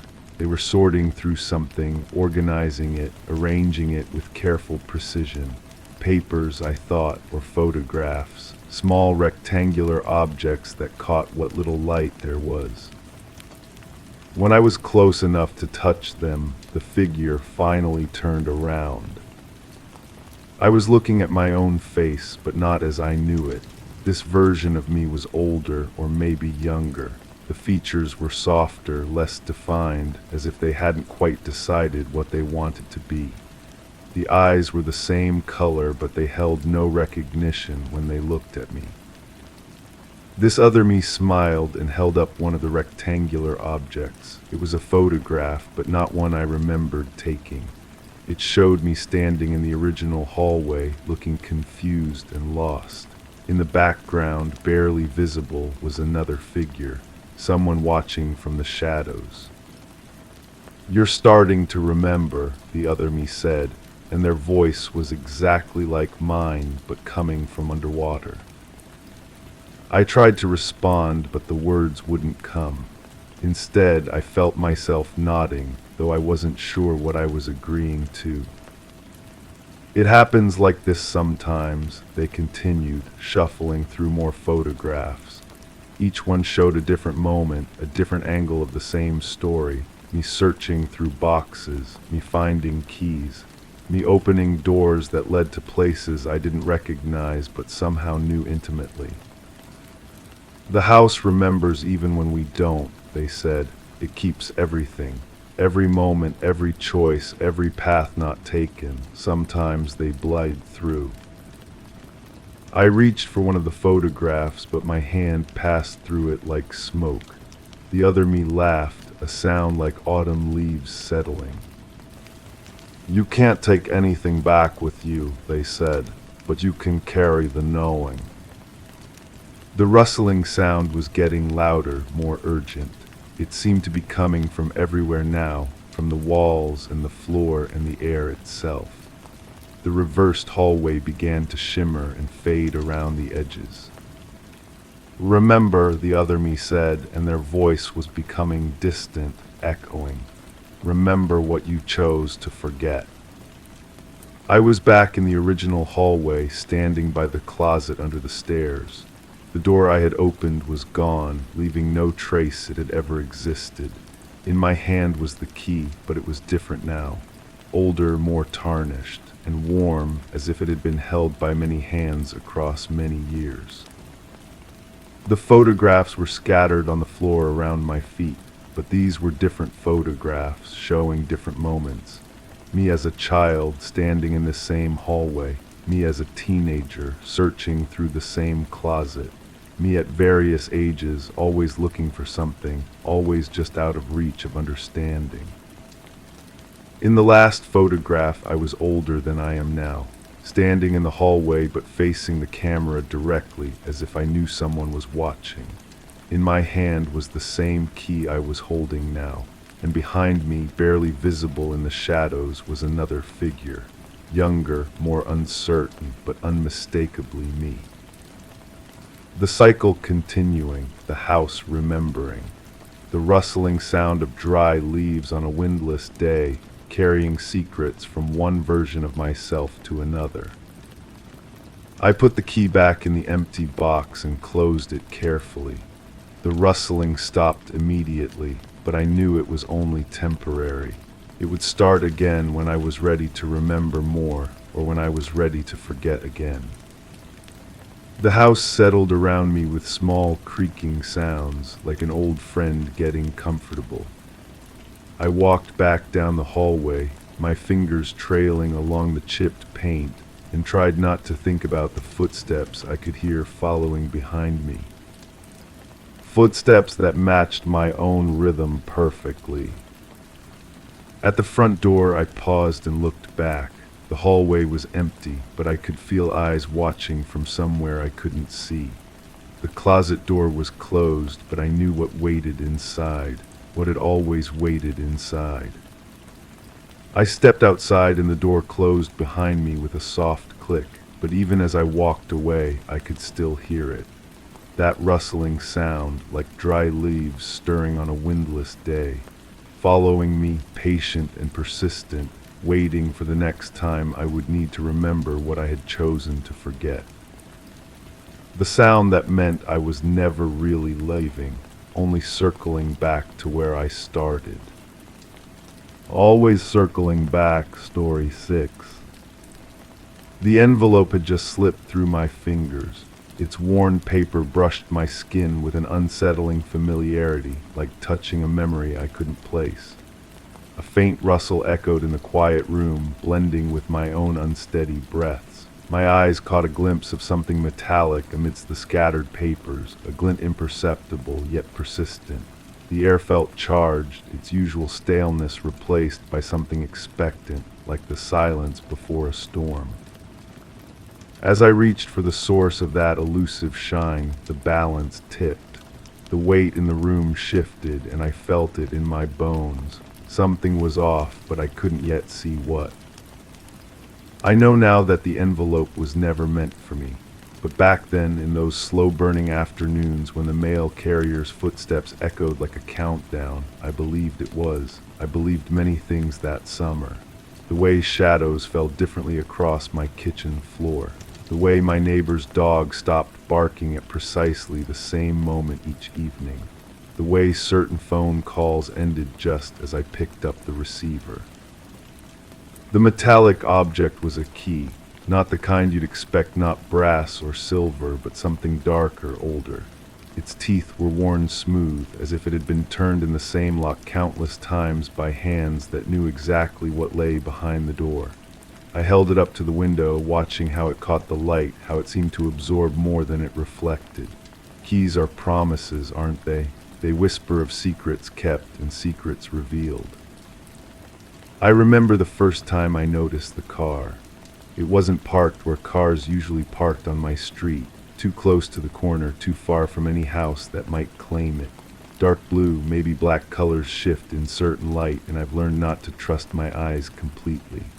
The driver never got out while I was watching, but sometimes I'd catch the ember glow of a cigarette through the windshield, a small orange star pulsing in the darkness. The envelope's postmark was smudged beyond recognition.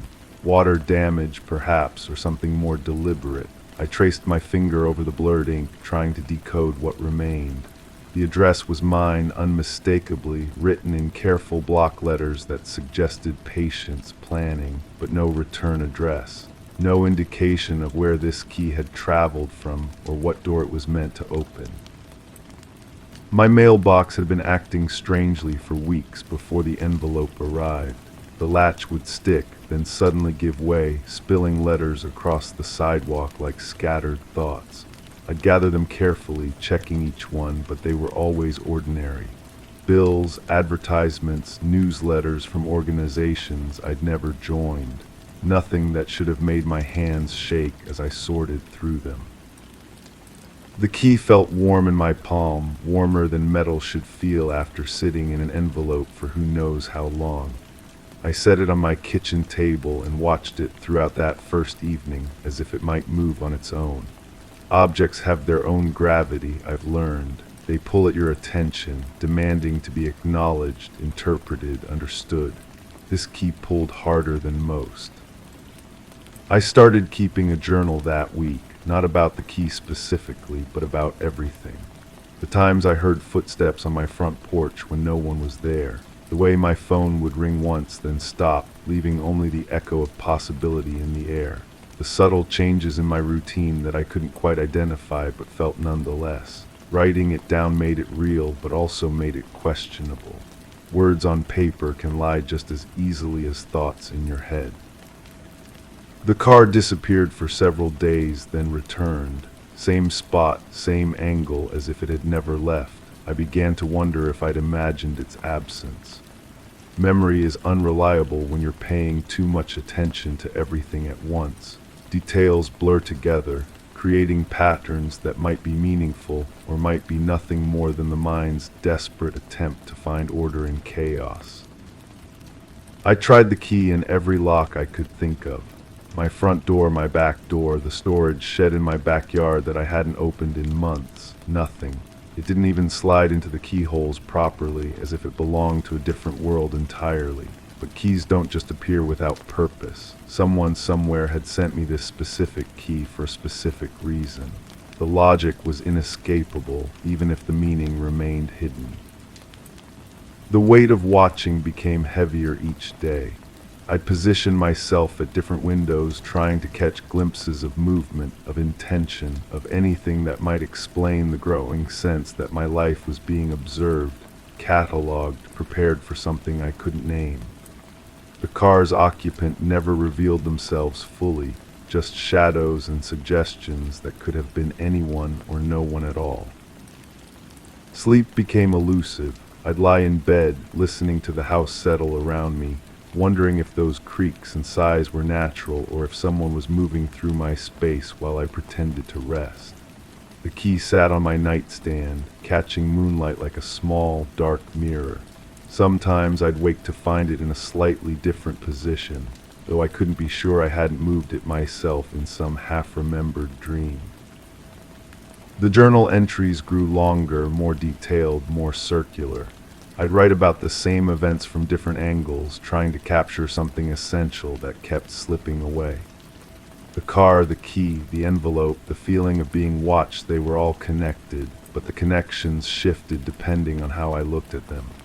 Truth became fluid, dependent on perspective and mood, and the particular quality of light filtering through my windows. I started walking different routes to work, varying my schedule, checking over my shoulder with what I hoped looked like casual interest. But paranoia has its own rhythm, and I could feel myself falling into patterns that were probably more noticeable than the routine I was trying to break. The watcher, if there was a watcher, would adapt. They always do. The key began to feel like a weight I carried everywhere. In my pocket, in my purse, in my hand, as I unconsciously worried it like a talisman. Its edges grew smoother under my constant touch, as if I was slowly erasing whatever purpose it had originally held. But erasure is also a form of creation, isn't it? By wearing away what was, you reveal what might be. I considered going to the authorities, but what would I tell them? That I'd received an unmarked envelope containing a key that opened nothing, that I sometimes saw a car parked where cars don't usually park, that my mailbox occasionally malfunctioned. The pieces were too small, too ordinary, too easily explained away. True threats, I realized, often hide in plain sight, disguised as coincidence and minor inconvenience. The pattern of phone calls changed. Instead of single rings, they became pairs. 2 rings, then silence, always in the evening, always just as I was settling into some mundane task. I'd answer on the 3rd call, but the line would be empty, filled only with the kind of quiet that suggests someone listening rather than no one there at all. Presence has a sound, even when it's trying to be silent. My neighbor mentioned seeing someone near my mailbox one morning while I was at work. A delivery person, she assumed, though she couldn't remember seeing a truck.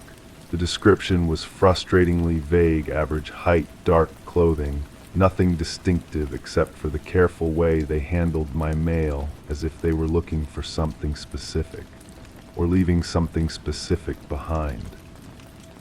I began to suspect that the key was changing, not physically, but in some way I couldn't articulate. It felt different in my hand, caught light differently, seemed to hum with a frequency just below the range of hearing. Objects absorb the energy we project onto them, becoming repositories of our fears and hopes and obsessions. This key had absorbed too much of me, and I wasn't sure I could separate myself from it anymore. The car's presence became predictable, then unpredictable, then absent altogether. But absence can be more unsettling than presence. When something you've grown accustomed to watching suddenly disappears, you're left wondering if it was ever really there at all, or if you've simply been staring at shadows and convincing yourself they had substance. I dreamed about doors, endless corridors lined with locks, each one slightly different from the last. In the dreams, I had not one key but dozens, and I moved from door to door, trying each key in each lock, never finding the right combination. The sound of metal against metal echoed through the dream corridors, a percussion that followed me into waking life. The journal became my constant companion, filled with observations that seemed significant when I wrote them but questionable when I read them back. Patterns emerged and dissolved. Theories formed and crumbled. The act of recording everything made me hyper-aware of details that might have passed unnoticed, but it also made me question the reliability of my own perceptions. When you're looking for meaning in everything, everything begins to look meaningful.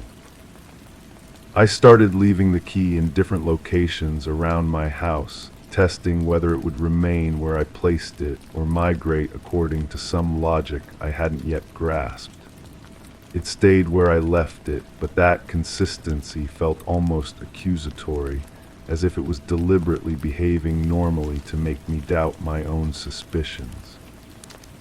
The phone calls stopped as abruptly as they had begun. The silence was more disturbing than the interruptions had been. I found myself listening for rings that never came, anticipating a presence that no longer announced itself. The absence of harassment felt like a different kind of harassment, a reminder that someone else controlled the terms of engagement. I considered throwing the key away, but where do you dispose of something that might be evidence? And evidence of what exactly? The questions multiplied faster than the answers, creating a weight that settled in my chest and refused to lift. Some mysteries demand to be solved not because the solution matters, but because the not knowing becomes unbearable. The envelope itself had long since been discarded, but I remembered its texture, the way it had felt both fragile and permanent in my hands. Paper can outlast the people who handle it, carrying messages across distances and through time periods that would exhaust any human messenger. What message had this envelope carried, and had I received it completely, or was the key only part of a larger communication I'd failed to recognize? My routines shifted without my conscious decision.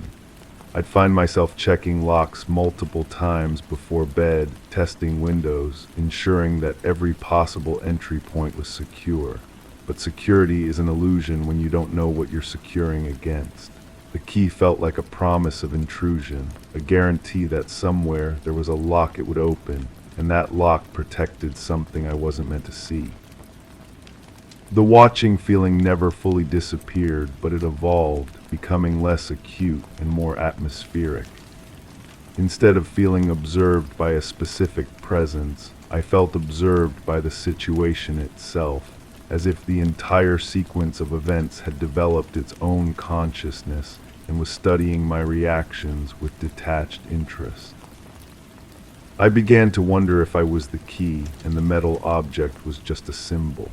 Perhaps someone was testing my responses, cataloging my behaviors, learning the patterns of my paranoia for some future use. The thought was simultaneously terrifying and oddly comforting.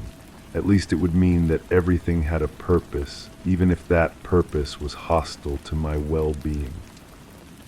The journal entries became shorter, more cryptic, as if I was losing faith in language's ability to capture what was happening to me. Words felt inadequate, too concrete for experiences that existed primarily as sensations and suspicions. But I kept writing because stopping would have felt like surrender, and I wasn't ready to surrender to something I couldn't name. Seasons changed, and with them, the quality of light in my house. The key looked different in autumn sunshine than it had in summer heat, more subdued but also more permanent, as if it was settling in for a long wait. I had the growing sense that whatever was supposed to happen hadn't happened yet, that the key and the envelope and the watching were all preparations for an event still to come. I started researching the history of my house, my neighborhood, looking for some context that might explain why I had been chosen to receive this particular mystery. The records were frustratingly ordinary. Previous owners, property transfers, minor renovations, nothing that suggested hidden significance or buried secrets.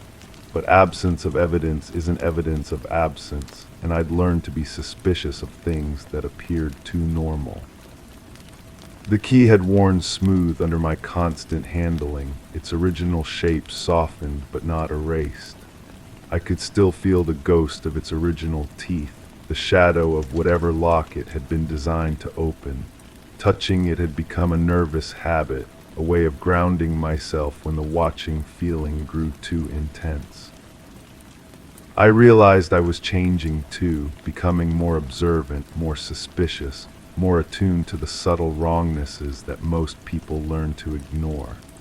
The key hadn't just entered my life, it had altered the way I moved through the world, the way I interpreted ordinary events, the way I understood the relationship between safety and vulnerability. The car never returned, but I kept looking for it. Parking lots, street corners, anywhere a watcher might position themselves, I scanned automatically, unconsciously, looking for that particular shade of dark blue or black, that specific angle of attention.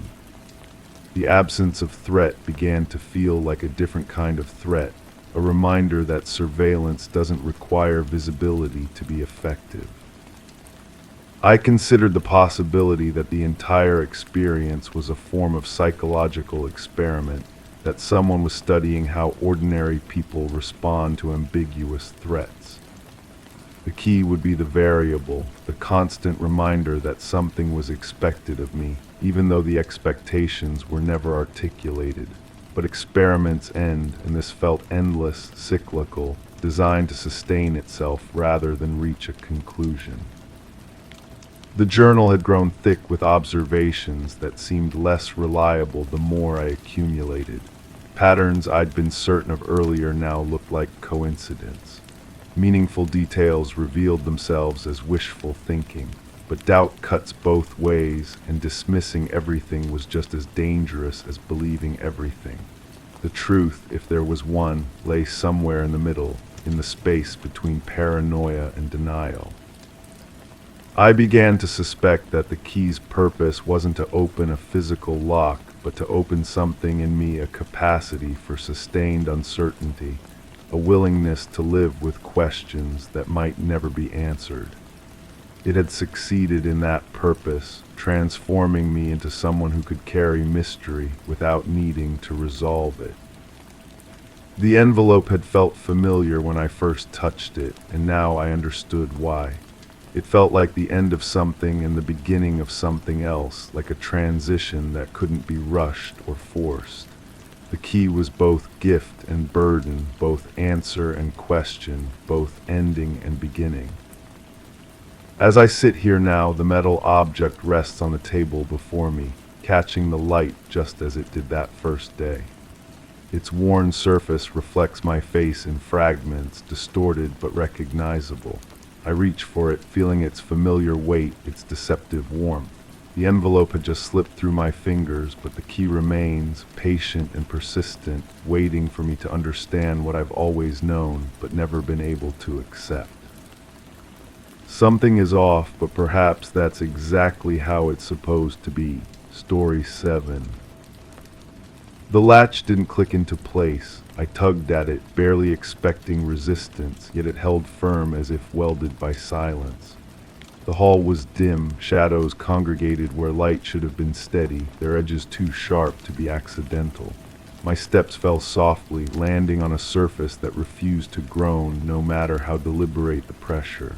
The air felt dense, a presence more than an absence, thickening around my senses.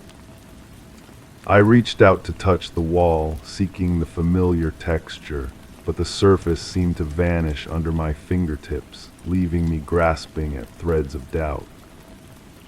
The smell comes back first, always the smell, something metallic mixed with dust, like pennies left in an attic drawer.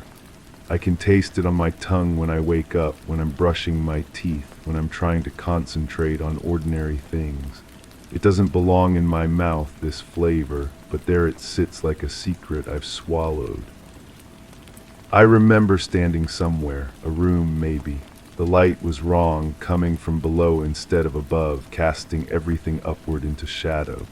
My hands were shaking. Were they shaking? Sometimes I think they were perfectly still, unnaturally still, like I was holding something fragile that might break if I moved. "You have to understand," someone said. The voice comes to me in pieces now, syllables scattered across different conversations, different rooms. Male or female, I can't be sure anymore. The words had weight though, pressing down on my shoulders like hands. There was a photograph, or maybe there wasn't. Memory is a liar that way, showing you things that might have been dreams, might have been wishes, might have been warnings. In this photograph that may not exist, someone is smiling. The smile is too wide, stretching past the edges of what a smile should be. Behind the person, a door stands open, revealing nothing but darkness. I keep trying to remember what I was looking for. In that hall, with the latch that wouldn't click, with the shadows that cut too sharp. My feet knew where they were going, but my mind lagged behind like it was walking through water. The wall under my palm felt warm, then cold, then warm again, like it was breathing. The voice again, "It's better if you don't look." But I was already looking, wasn't I? My eyes were open, pupils dilated in the strange light. I was looking at something I shouldn't have been looking at, something that was looking back. There's a sound I can't place, a rhythmic tapping like fingers on wood, like rain on a window, like a heartbeat echoing in an empty chest. It follows me through these fragments, this tapping, keeping time with something I don't want to measure. When I try to focus on it, it stops. When I forget about it, it starts again. I was wearing different clothes than I remember putting on. A sweater that wasn't mine, shoes that pinched my feet in unfamiliar places. How did I end up dressed like someone else? The fabric felt rough against my skin, foreign, like I was wearing a costume for a play I didn't audition for. "Don't tell anyone about this," the voice said, or maybe I said it. Maybe we said it together, a chorus of complicity echoing off walls that seemed too close and too far away at the same time. The words felt heavy in my mouth, tasting of that metallic dust, of secrets and pennies and things left too long in dark places. The photograph moves. I know photographs don't move, but this one does, the smile widening, the darkness behind the figure deepening. The person in the picture starts to turn slowly, like they're going to show me what's behind them, what's lurking in that open doorway. I always wake up before they complete the turn. My reflection in the bathroom mirror looks surprised to see me. Eyes too wide, mouth slightly open like I've been interrupted mid-sentence. I touch my face and the reflection touches back, but there's a delay, a hesitation, like it's not sure it wants to copy my movements. The mirror feels cold under my fingertips, colder than glass should be. I found something in my pocket, a key, maybe, or a piece of metal shaped like a key. It's warm from being pressed against my leg, and it leaves a faint outline on my palm when I hold it too tight. I don't remember putting it there. I don't remember picking it up, but it feels important, necessary, like a word I need to remember but can't quite reach. The tapping sound is louder now, more insistent. It's coming from inside the walls, or from inside my head, or from somewhere between the two. I press my ear to the plaster and feel vibrations traveling through my skull, a Morse code message in a language I never learned but somehow understand. "You were always going to find out," the voice whispers, and now I'm certain it's coming from my own throat, my own lips moving in the dark. I'm talking to myself, having conversations with shadows, asking questions I don't want answered. The hall stretches longer than it should. I count my steps and lose track somewhere around 30 or 13 or 300. Numbers become meaningless when you're walking through space that doesn't follow the rules. The latch is still there, still refusing to click, still holding firm against my attempts to open whatever lies beyond. I remember now why I was looking for something. Someone was missing, or maybe I was missing. Maybe we were all missing from ourselves, scattered across rooms that didn't exist, having conversations that never happened, holding photographs of people who were never born. The smell intensifies, metallic dust and something else now, something organic and patient. It clings to my clothes, my hair, the inside of my nostrils. I try to wash it away, but it's deeper than soap can reach, embedded in my pores like a stain that's learned to live there. The key in my pocket grows heavier, or lighter. Weight becomes negotiable in this place where walls breathe and photographs move and voices speak from mouths that might not be there. I pull it out and hold it up to the light, but the light bends around it, creating shadows that point in directions that don't exist. "Almost there," someone says, and I realize I've been walking this whole time, following the hall as it curves and branches and doubles back on itself. My feet know this path even though my mind insists it's the first time I've been here. Muscle memory is more honest than conscious thought, more reliable than the stories we tell ourselves about who we are and what we've done. The tapping stops abruptly, leaving behind a silence so complete it has texture, weight, presence. In this silence, I can hear my own breathing, my own heartbeat, my own thoughts echoing off the inside of my skull like coins dropped in a well. The absence of sound becomes a sound itself, a negative space that fills my ears with its emptiness. I reach for the latch again, its warm now body temperature like it's been waiting for me to return. My fingers wrap around it and I feel it pulse once, twice, a rhythm that matches the tapping that has stopped, the heartbeat that won't stop, the truth that keeps circling back no matter how far I run from it. The door opens before I can turn the handle. Beyond it lies the same hall I've been walking, the same shadows cutting sharp angles in the wrong light, the same surface that refuses to groan under my weight. I step through and find myself exactly where I started, holding a latch that won't click, breathing air that tastes of metallic dust and forgotten photographs. But now I know why the smell is familiar. Now I understand what the tapping was counting down to. Now I remember what I was looking for in that hall, and why I was dressed in someone else's clothes, and whose voice has been whispering instructions I pretended not to hear.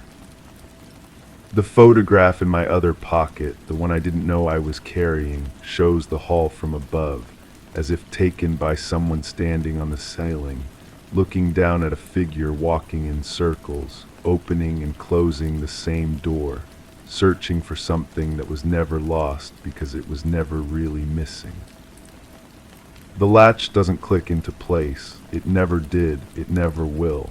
And I understand now that this is exactly how it's supposed to be. Story 8. I wiped the smudge away with my sleeve. The handle was colder than expected, and the metal left a strange tint on my fingertips. The air smelled faintly of antiseptic, yet it carried a heavy silence that pressed against the ears. A draft brushed against my neck, unsettling the fine hairs as if cautioning me to turn back. But it was the quiet that lingered, twisting into something unfamiliar. The door shut softly behind me, yet the echo of its closure didn't feel right. The nausea comes in waves now, rolling through my stomach like thick oil. I can't remember if I ate anything that morning, or if there was a morning at all. Time has become elastic, stretching and contracting without my permission. The metallic taste on my tongue persists, coating my mouth with the flavor of old pennies and regret. I find myself staring at my hands again. They shake slightly, imperceptibly, like leaves before a storm that never arrives. The fingernails are clean too clean. I remember scrubbing them under scalding water, watching the pink foam swirl down the drain. But that memory feels borrowed, as if it belongs to someone else entirely. The basement stairs creaked differently that day. Each step produced a note in a minor key, a descending melody that seemed to warn against continuing downward. The wood was soft beneath my feet, rotted in places where moisture had crept through the foundation. I counted 17 steps, then 18, then 17 again. Numbers have lost their reliability. She was wearing blue, or perhaps it was green. Colors have a way of shifting in memory, bleeding into one another like watercolors in rain. Her voice carried an odd cadence, as if she were reading from a script she'd never seen before. The words floated between us, suspended in the stale air like dust motes in afternoon light. "You're early," she said, though I couldn't recall making an appointment. The room smelled of dampness and something else, something organic and sweet that made my throat constrict. I breathed through my mouth, but the taste settled on my tongue anyway. The walls were lined with shelves, filled with jars I didn't want to examine too closely. Their contents moved slightly when I wasn't looking directly at them. My reflection in the window glass looked wrong. The proportions were off, as if someone had stretched the image vertically while compressing it horizontally. I touched my face to confirm its dimensions, but my fingers felt numb, disconnected from conscious control. The person in the glass touched their face a moment too late. The conversation fragmented before it began. Words emerged from my mouth without consultation from my brain. I heard myself agreeing to things I didn't understand, making promises I couldn't remember. Her eyes never quite met mine, instead focusing on a point just above my left shoulder, as if she were addressing an invisible companion. "The arrangement needs to be finalized," she said, or perhaps I said it to her. "The distinction has become meaningless." I remember the weight of something in my jacket pocket, something small and hard that pressed against my ribs with each breath. I didn't dare reach for it, afraid that touching it would make everything irreversibly real. The pocket seemed to grow heavier as the conversation continued, dragging that side of my body downward. The fluorescent light above us flickered in patterns that suggested a coded message. 3 short flashes, 2 long ones, a pause, then repetition. I found myself counting the intervals, trying to decode meaning from randomness. The bulb hummed with electrical distress, a sound that vibrated in my bones. She moved differently than I expected. Her gestures were too precise, too calculated, as if she were performing for an audience I couldn't see. When she reached for the folder on the table, her hand passed through the space where shadows shouldn't fall. I blinked hard, but the wrongness persisted. The photographs were face down when she slid them across the table. I could feel their weight through the paper, the density of captured moments pressing upward through the thin material. My hand hovered over them for what felt like hours, trembling with indecision. The choice to look or not look seemed monumentally important, as if the entire universe balanced on this single action. "These came from the house," she said, though I couldn't remember mentioning any house. The first image showed a hallway I'd never seen before, yet every detail felt familiar. The wallpaper pattern matched something from a dream I'd forgotten upon waking.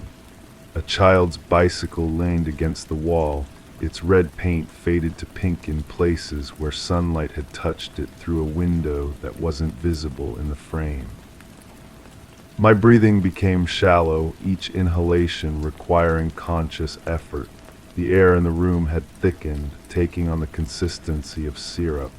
I could feel it coating my lungs, making each word and struggle to produce. She seemed unaffected, continuing to speak in that measured cadence while I fought for oxygen. The second photograph contained a kitchen table set for 3, though only 2 chairs were visible. The third place setting hovered in empty air, suspended by invisible support. A glass of milk sat half empty, its surface disturbed by ripples that suggested recent movement. Someone had just left or was about to arrive. "The timing matters," she said, tapping the table with one finger. The sound echoed wrong, too deep and resonant for wood. I tried to ask about the photographs, but the words emerged as whispers. My voice had abandoned me at the crucial moment, leaving me to communicate through nods and gestures that felt inadequate. She seemed to understand anyway, responding to questions I hadn't managed to voice. The room began to tilt imperceptibly, as if the foundation had shifted beneath us. I gripped the edge of the table to maintain balance, but my hands passed through the solid wood like it was made of water. The sensation of falling upward overwhelmed me, though I remained firmly seated in the chair. She was gone when I looked up again. The folder remained on the table, along with the photographs and something else, a small key that hadn't been there before. It was warm to the touch, as if someone had been holding it tightly. The metal was tarnished with age, but the teeth were sharp and precise. The basement stairs creaked differently on the way up. The wood had somehow hardened, producing sharp reports that echoed through the house above. I counted 19 steps, then 16, then lost count entirely. Numbers had become unreliable, shifting their values when I wasn't paying attention. The antiseptic smell followed me through the house, growing stronger rather than weaker as I moved away from its source. It clung to my clothes, my skin, the inside of my nostrils. I could taste it on my tongue, metallic and clean and wrong. The key in my pocket grew heavier with each step. It seemed to pull me towards something, exerting a gravitational force that defied physics. I found myself walking in directions I hadn't chosen, following invisible paths through rooms that rearranged themselves when I wasn't looking. The front door appeared before me without warning. I didn't remember navigating the hallways or climbing any stairs, yet here it stood, solid and final. The handle was warm now, heated by some internal fire. When I grasped it, the metal seemed to pulse with a heartbeat that wasn't mine. Outside, the world had changed subtly. The colors were more saturated, the shadows deeper and more angular. People moved with purpose I couldn't fathom, their faces turned away from me as if by mutual agreement. I was invisible to them, or perhaps they were invisible to me. The nausea returned with renewed intensity. I doubled over on the sidewalk, retching air and regret. Nothing solid emerged, only the taste of metal and the sound of my own breathing, amplified and distorted. Passers-by stepped around me without acknowledgement, their footsteps creating a rhythm that matched my heartbeat. I straightened slowly, wiping my mouth with the back of my hand. The key was still there in my pocket, still warm, still pulling me toward an unknown destination. I began to walk, letting it guide me through streets that seemed familiar yet foreign, past buildings that shifted their architecture when I wasn't looking directly at them. The house appeared at the end of a cul-de-sac I'd never seen before. It was exactly as it had appeared in the photograph, the hallway, the bicycle, the wallpaper pattern from my forgotten dreams. The key in my pocket grew so hot it nearly burned through the fabric, yet I couldn't bring myself to remove it. I approached the front door with steps that felt predetermined. My hand reached for the handle without conscious direction, fingers closing around metal that was neither hot nor cold, but something else entirely. The key slipped from my pocket into my palm, finding its way to the lock with magnetic precision. The door opened before I could turn the key. The hallway stretched before me, longer than it had appeared in the photograph. The bicycle was there, exactly where it should be, but now I could see the child who had ridden it. She stood at the far end of the hall, facing away from me, her small shoulders rigid with tension. "You're late," she said without turning around. I tried to explain about the basement, about the woman who may or may not have existed, about the photographs that showed impossible things. But the words came out wrong, rearranged by the thick air into meanings I hadn't intended. She listened anyway, her head tilted at an angle that suggested careful attention. The kitchen table was set for 3, just as it had been in the photograph. The third chair materialized as I watched, fading into existence like a developing picture. Someone was expected, or had just left, or was already there but invisible. The distinction no longer mattered. I sat in the chair that seemed designated for me, though I couldn't remember choosing it. The wood was warm against my back, heated by a previous occupant whose presence lingered in the grain. The child took her place across from me, her face still turned away, still refusing to meet my gaze directly. The glass of milk began to empty itself, the level dropping in small increments as if someone were taking careful sips.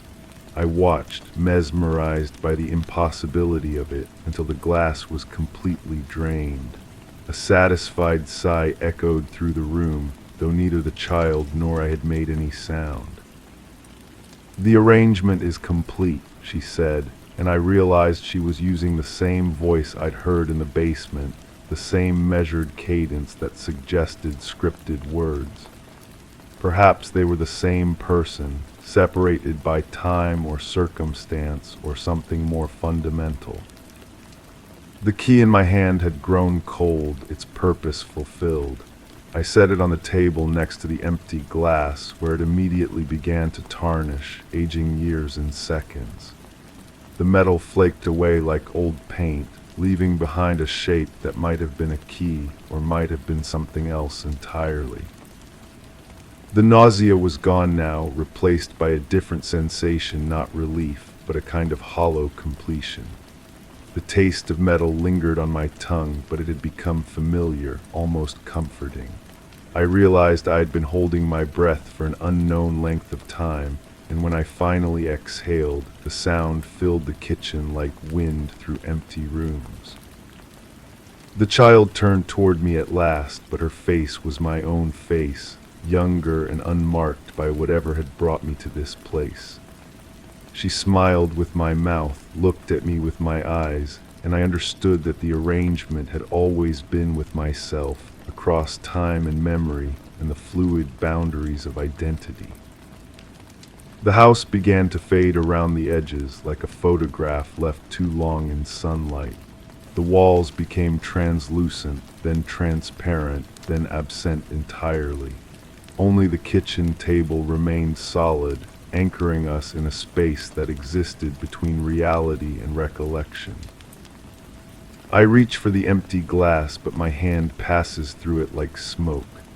The child, who is me, laughs with a sound like breaking crystal, and I realize that I am both the one who remembers and the one who is remembered, both the seeker and the sought, both the question and the answer that will never be fully spoken. The silence returns, pressing against my ears with the weight of unfinished business. But now it feels familiar, like coming home to a place I never knew I'd left. The metallic taste on my tongue has become permanent, a reminder of doors opened and arrangements made in basements that may never have existed at all. Story 9. Morning fog lingered in the air, wrapping the neighborhood in a soft, translucent veil as I stepped onto the porch. The scent of damp earth mixed with the aroma of freshly brewed coffee drifting from inside. On the welcome mat lay an unsealed envelope, unnervingly plain with no name or markings to suggest its origin. The street was quiet, but I sensed a watchful presence. As I bent to pick it up, the wind rustled through the trees, whispering secrets I wasn't sure I was ready to uncover. The nausea hits me first, always the nausea. It starts somewhere deep in my chest, a cold spreading thing that makes my fingers tremble against the paper. I should have left it there on the mat, should have kicked it into the bushes or pretended I never saw it.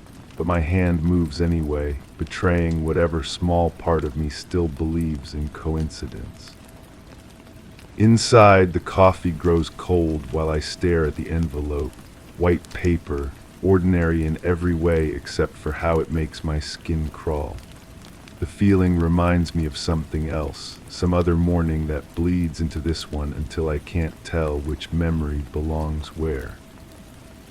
There was a different envelope once, or maybe it was the same one. Memory plays tricks, folds time like origami until past and present occupy the same space. I remember opening it in a different kitchen, one with yellow walls and a window that faced east. The light was wrong that day too, filtering through glass that needed cleaning, casting everything in a sickly amber hue. But that's not right either. The kitchen was blue, wasn't it? Blue walls with white trim and a crack running along the ceiling like a fault line. I stood at the counter, barefoot on cold linoleum, reading words that shouldn't have existed, words that knew things they had no right to know. The handwriting was familiar and foreign at once, loops and curves that reminded me of someone I might have known, or thought I knew, or dreamed about knowing. The ink was black but seemed to shift in the light, sometimes blue, sometimes red, sometimes the color of old blood on concrete. I close my eyes and I'm back there, wherever there was. The smell of antiseptic mingles with something sweeter, something rotting. Fluorescent lights buzz overhead, casting harsh shadows that move when they shouldn't. Someone is crying in another room, or maybe it's me, or maybe it's just the sound the building makes when it settles into its foundation. The envelope in my hands feels heavier now, weighted with possibility and dread. I think about the woman in the waiting room, the one with the nervous hands who kept checking her phone. She looked at me like she knew something, like we shared a secret that neither of us wanted to acknowledge. Her eyes were the color of storm clouds, or maybe they were brown, or maybe I never really looked at her at all. But she was there, wasn't she, sitting in that plastic chair, picking at her cuticles until they bled tiny droplets onto the magazine in her lap. The magazine was about home improvement, full of bright kitchens and happy families posed around dining room tables. She flipped through the pages without reading, just turning them to have something to do with her hands. I wanted to tell her something, some warning or comfort, but the words stuck in my throat like cotton. Instead, I watched her through the corner of my eye, noting how she flinched every time the intercom crackled to life. Her purse sat open beside her, spilling its contents onto the adjacent chair. Tissues, breath mints, a set of keys attached to a small stuffed animal that had seen better days. The keys bothered me, not because they were unusual, but because they were so ordinary. House key, car key, maybe one for a mailbox or a gym locker. The kind of keys everyone carries, the kind that unlock the mundane mysteries of daily life. But something about the way they caught the light made my stomach turn, made me think of other keys in other locks, doors that should have stayed closed. The stuffed animal was a rabbit, I think, pink and worn, with one ear shorter than the other. It reminded me of something I'd lost, or thrown away, or buried in the backyard under the oak tree where the soil was always damp and nothing grew quite right. I shake my head and try to focus on the present, on the envelope in my hands and the fog outside the window. But the memories keep bleeding through, mixing and matching until I can't tell what really happened and what my mind has invented to fill the gaps. There was a phone call once, late at night when the world was quiet and honest. The voice on the other end spoke in whispers, telling me things I didn't want to hear about places I'd never been and people I'd never met. But the details were too specific, too precise, like someone had been watching through windows and taking notes. The caller knew about the scar on my left ankle, the one from the bicycle accident that never quite healed right.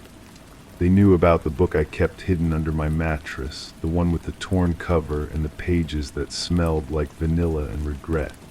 They knew about the dreams, the ones where I'm running through empty hallways while something follows behind me, always just out of sight but close enough to feel its breath on my neck. "You remember," the voice said, and it wasn't a question. "You remember what you did." But I didn't remember, not then.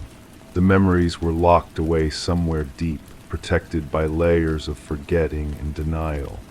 It was easier that way, safer to pretend that some things never happened, that some doors never opened, that some choices never got made. The envelope crinkles as my grip tightens. Inside, I know, are more words in that familiar strange handwriting, more reminders of things I've spent years trying to forget. The paper will be slightly yellowed, as if it's older than it should be, and the ink will have that shifting quality that makes me question what I'm really seeing. I remember the last letter, or the first one, or maybe they were all the same letter arriving over and over again like some cosmic joke. It talked about the basement, about the smell of damp concrete and the sound of water dripping somewhere in the darkness. It mentioned the red bicycle with the bent wheel, the one that belonged to someone whose name I can't quite recall, but whose face haunts the edges of my dreams. The basement wasn't mine, I'm sure of that, mostly sure. It belonged to someone else, someone who trusted me with keys and secrets and promises I wasn't equipped to keep. The walls were painted white but had yellowed with age and neglect, and there were stains near the floor that could have been anything but probably weren't. I went down there once or twice, or maybe I never went at all. Memory is unreliable, especially when it comes to the things we'd rather forget. But I can still feel the weight of those wooden steps under my feet, still hear the way they creaked in a rhythm that sounded almost like music, almost like a heartbeat. There was something in the corner, covered by a tarp that had seen better days. I didn't look under it, told myself I didn't want to know, but my hands moved anyway, pulling back the plastic to reveal something that made me step backwards so quickly I nearly fell down the stairs. What was under there? The memory slips away like water through my fingers, leaving only the echo of my own sharp intake of breath and the feeling that I'd seen something I shouldn't have, something that changed everything and nothing all at once. The woman in the waiting room looked up then, even though she wasn't there, even though the basement and the waiting room existed in different times and places.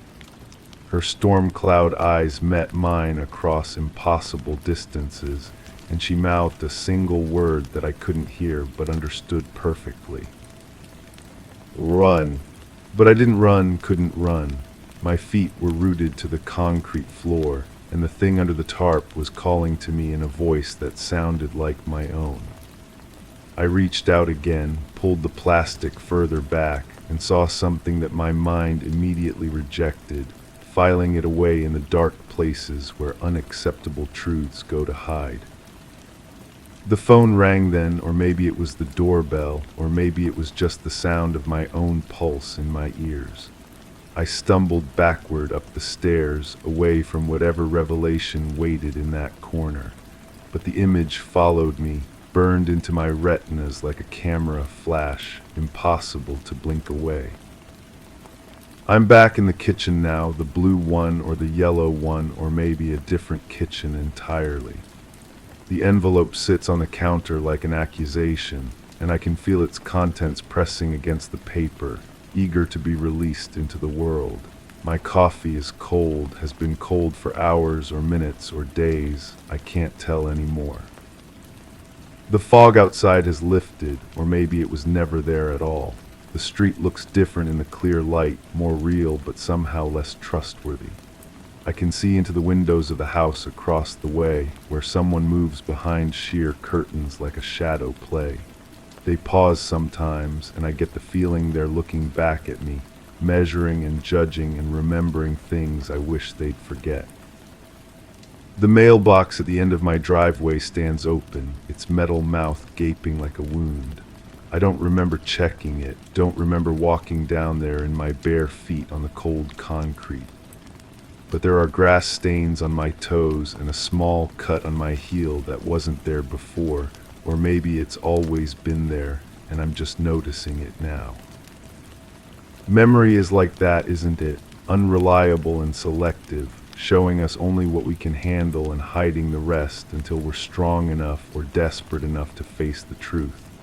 But sometimes the truth doesn't wait for us to be ready. Sometimes it arrives in unmarked envelopes and forces us to confront the things we've buried so deep we forgot they existed. I think about the rabbit again, the pink one with the shortened ear. It belonged to someone small, someone who trusted easily and laughed at simple things. Someone who rode a red bicycle with a bent wheel and never made it home one evening when the shadows grew long and the streetlights flickered to life. But that's not right either. The bicycle was blue or green, or maybe there was no bicycle at all. Maybe it was a scooter or a skateboard, or maybe they were walking, taking their time because the weather was nice and there was no reason to hurry home to an empty house where no one was waiting. I was waiting though, wasn't I, standing at the window, watching the street for a familiar figure that never appeared. The clock on the wall ticked away the minutes, then the hours, marking time that would never be recovered. The phone sat silent on its cradle, refusing to ring with news I simultaneously craved and dreaded. The envelope knows about the waiting, about the way I paced from room to room like a caged animal. It knows about the calls I made to friends and neighbors, the careful questions that revealed nothing and everything. It knows about the stories I told myself, the reasonable explanations that grew less reasonable as the night wore on. Maybe they went to a friend's house, I whispered to the empty rooms. Maybe they lost track of time. Maybe they're on their way home right now, wondering why I'm such a worrier. But the house stayed empty, and the bicycle stayed in the garage, and the stuffed rabbit sat on the bed waiting for someone who would never come home to claim it. The silence grew thick and suffocating, broken only by the sound of my own breathing and the occasional car passing on the street outside. I opened the envelope then, or maybe I open it now, or maybe I've been opening it all along without realizing it. The paper tears along the edge, revealing words written in that shifting ink, that familiar strange handwriting that makes my skin crawl. You know what you did, the letter says, and the words seem to move on the page like living things. You know where you put them. You know why the basement smells like lime and regret. But I don't know, do I? The memories are fragments, pieces of a puzzle that don't fit together no matter how I arrange them. There's the basement and the tarp and the woman in the waiting room with her nervous hands. There's the bicycle and the rabbit and the empty house echoing with silence. There's the phone call and the envelope and the feeling that I'm being watched by eyes that see too much. The lime smell is real, though. I can taste it in the back of my throat, sharp and chemical and wrong. It reminds me of cleaning supplies and cover-ups, of midnight trips to hardware stores where the clerk asks no questions and makes no eye contact. It reminds me of digging in the dark while the world sleeps, of dirt under my fingernails and the weight of secrets pressing down on my chest. But when did that happen and why? The timeline shifts and blurs, events rearranging themselves like cards in a shuffled deck. Maybe I'm remembering someone else's story, someone else's guilt and shame and desperate attempts to hide the truth. Maybe I'm the woman in the waiting room, picking at my cuticles while someone else holds the envelope. The fog rolls back in, or maybe it never left. The world outside grows soft and indistinct, like a photograph taken with an unsteady hand. I can hear footsteps on the sidewalk, slow and deliberate, approaching the house with purpose. They stop at the end of the driveway, and I know without looking that someone is standing there, waiting for me to acknowledge their presence. I don't want to look. Looking makes things real, gives them weight and substance and the power to change everything. But my feet carry me to the window anyway, and I peer through the glass at a figure that might be familiar, might be a stranger, might be a reflection of myself projected onto the empty street.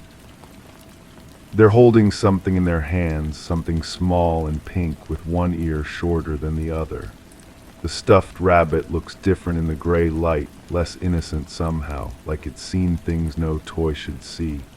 The figure raises it slightly, a gesture that could be greeting or threat or simple acknowledgement of shared guilt. I step back from the window, but it's too late. I've been seen, recognized, remembered. The past has caught up with the present, and all my careful forgetting has been for nothing.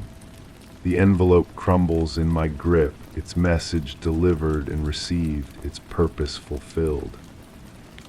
The basement calls to me again, whispers promises of answers and revelations. The stairs creak under my weight as I descend into the darkness, guided by memory and dread and the faint smell of lime that grows stronger with each step. The tarp waits in the corner like an old friend, patient and understanding, and ready to reveal its secrets. But when I pull it back this time, there's nothing underneath. Just empty concrete and dust motes dancing in the thin light from the single bulb overhead. The smell is gone too, replaced by the ordinary mustiness of a basement that's been closed up too long. Maybe there was never anything there. Maybe the guilt and the fear and the sleepless nights were all for nothing, products of a mind that can't tell the difference between memory and imagination. Maybe the rabbit belongs to someone who's safe at home, and the bicycle was never bent, and the envelope was just junk mail that got delivered to the wrong address. But the feeling remains, that cold spreading thing in my chest that tells me otherwise. It knows the truth even when my conscious mind refuses to accept it. It remembers what I've forgotten, holds on to the pieces I've tried to discard. The figure is gone from the street when I return upstairs, but the rabbit sits on my porch now, propped against the door like a guardian or a warning. Its black button eyes stare at nothing and everything, and I can almost hear it speaking in a voice I recognize but can't quite place. You remember now, it seems to say. You remember what you did, what you buried, what you tried to forget. And maybe I do remember, or maybe I'm just tired of running from shadows and half-truths and the weight of unspoken guilt. Maybe it's time to stop pretending that some things never happened, that some choices were never made, that some people never disappeared into basements and lime-scented darkness. The fog swirls around me as I reach for the rabbit, and for a moment I can see clearly through the haze of memory and denial. I can see the truth waiting there, patient and terrible and undeniably real. But then the moment passes, the fog closes in again, and I'm left holding a stuffed animal that might belong to anyone, might mean anything, might be nothing more than a child's forgotten toy. The envelope lies torn on the kitchen counter, its message delivered but not understood, its purpose served but not fulfilled. And somewhere in the space between memory and forgetting, between guilt and innocence, between the basement and the street, the truth waits for me to find the courage to face it. But not today. Today I'll make fresh coffee and pretend the fog is just weather, and the envelope was just a mistake, and the rabbit just found its way to my door by accident. Today I'll keep the basement locked and the memories buried and the truth hidden where it can't hurt anyone. Tomorrow perhaps will be different. Tomorrow the fog might lift for good, and the memories might arrange themselves into something that makes sense, and the weight in my chest might finally ease. But for now, I'll hold on to the not knowing, the maybe forgetting, the possibility that some stories don't need endings. The rabbit watches me with its button eyes, patient and knowing and silent as the grave. Story 10. It felt like worn leather under my fingertips, familiar, yet it had no place in the sterile confines of the office. I hesitated at the threshold, the sensation creeping through my senses like a distant memory turned tangible. The room was immaculate, save for a faint aroma of tobacco hinting at a presence long vanished. My fingers grazed the edge of the polished desk, but the feeling of cracked leather persisted, pulling me toward a shadowed corner where no chair stood. Memories flickered, unsettled those nights spent in another room, waiting, unseeing. The hum of the air conditioner faltered, the room's chill deepening. I shouldn't have remembered that, but the sensation clung, inevitable and unyielding. The nausea hits first, always the nausea, like swallowing something rotten that refuses to settle, refuses to leave. I press my palm against my stomach, feeling the muscles contract beneath my shirt. The fabric feels foreign against my skin, too smooth, too clean. Everything here is too clean. I remember hands, not mine, larger with calloused fingertips that traced patterns I couldn't understand. They moved with purpose across surfaces that should have been familiar but weren't. The desk lamp cast shadows that bent wrong, creating angles that hurt to look at directly. I learned to look away, always look away. The leather smell grows stronger, mixing with something else now, something metallic and sharp that makes my teeth ache. I know this combination. My body knows it before my mind catches up, muscles tensing in recognition of a threat that isn't there. Or maybe it is there. Maybe it was always there. There was a basement, or was it an attic?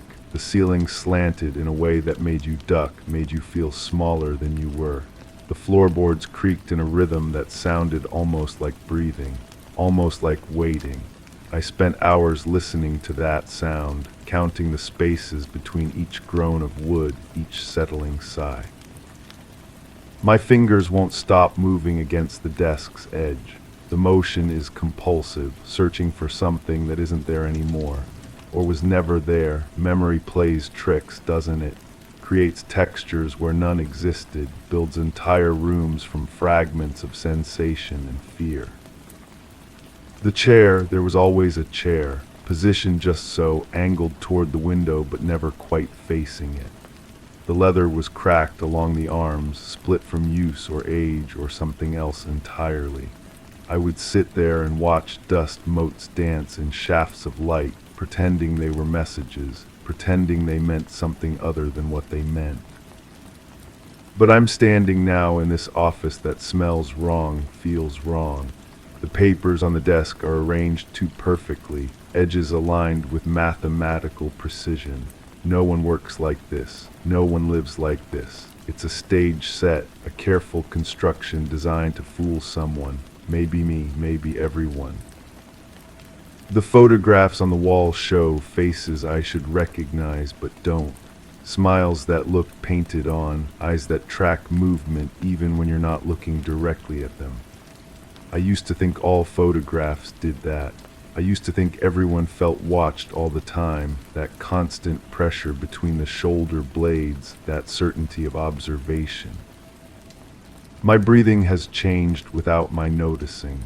Shallow, careful, the way you breathe when you're trying not to be heard, when you're trying not to exist too loudly in a space that tolerates your presence but doesn't welcome it.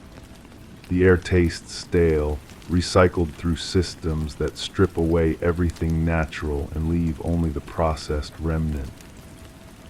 There was a conversation, voices in another room, muffled by walls that seemed too thin and too thick simultaneously. Words I couldn't quite catch but understood anyway, the way you understand threat in any language. The tone was wrong.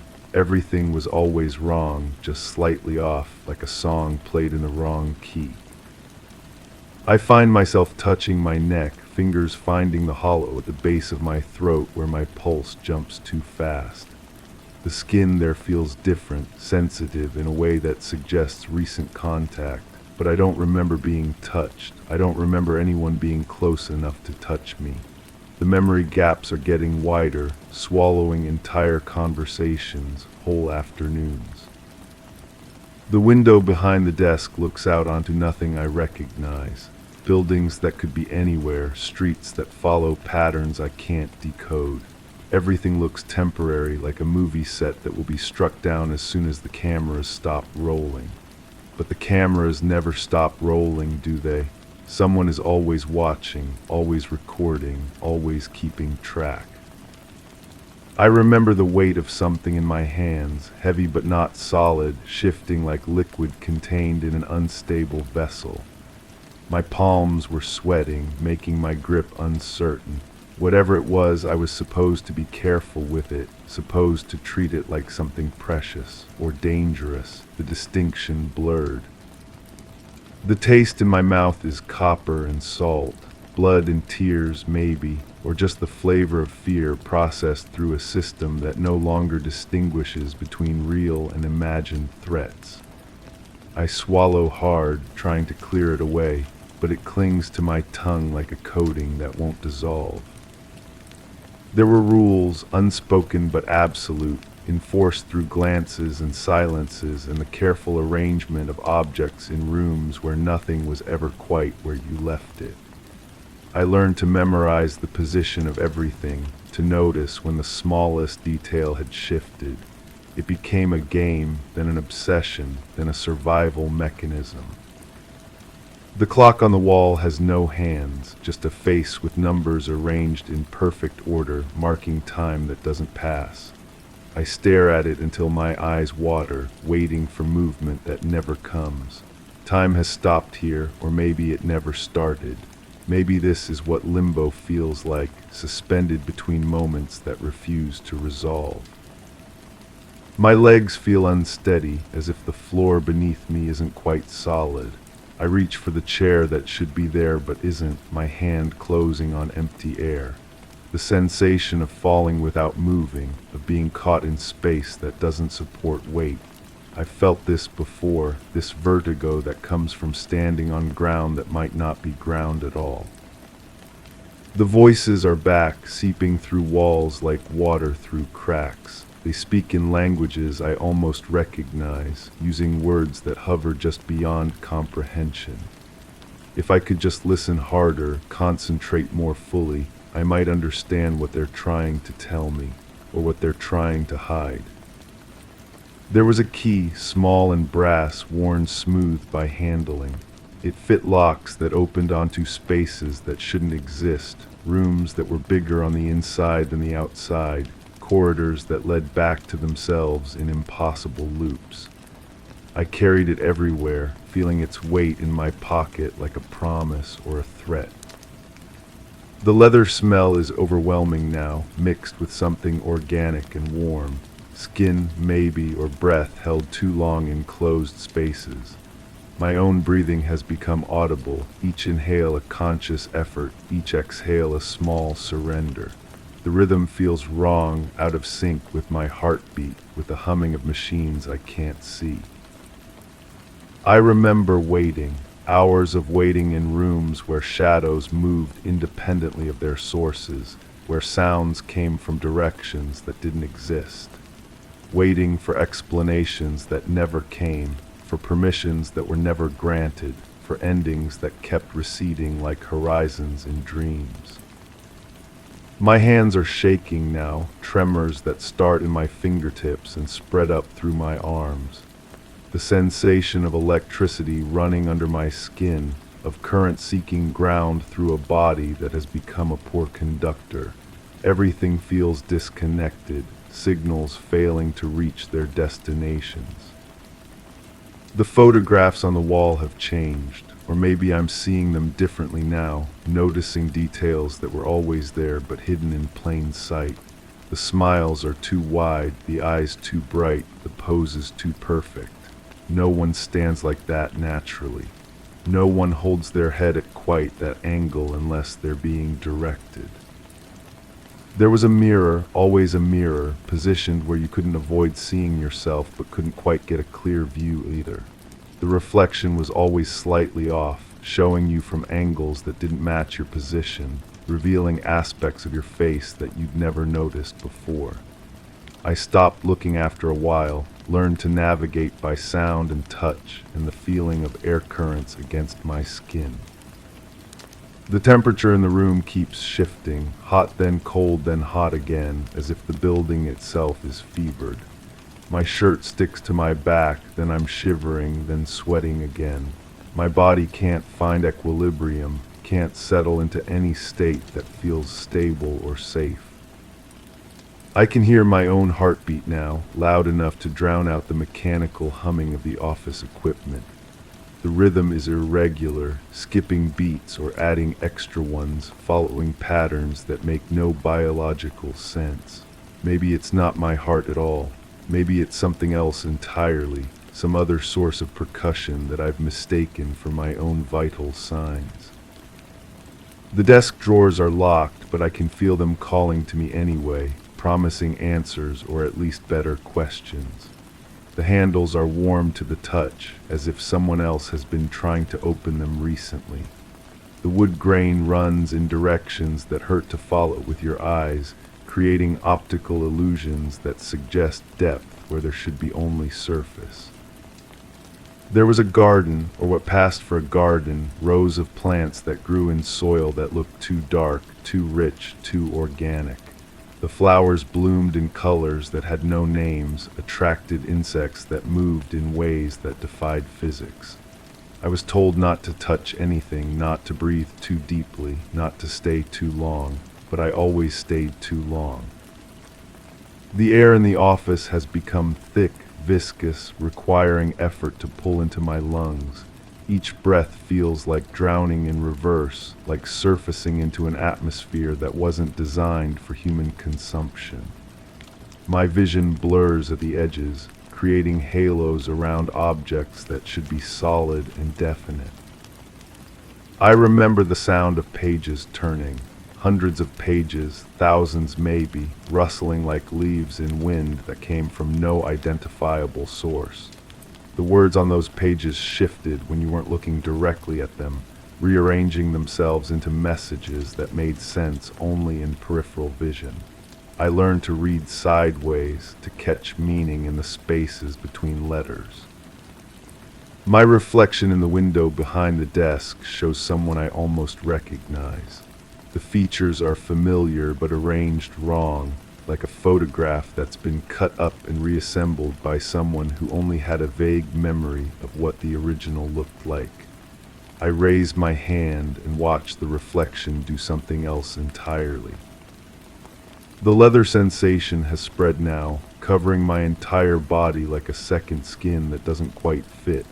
Too tight in some places, too loose in others, binding and slipping simultaneously. I try to scratch at it, but my nails find only my own skin, raw and sensitive from contact with air that carries too much electricity.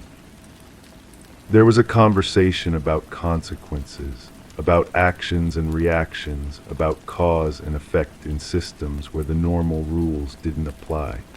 The voices were calm, reasonable, explaining things that made perfect sense until you tried to remember them later. Then they dissolved into fragments, pieces of logic that couldn't be reassembled into coherent thought.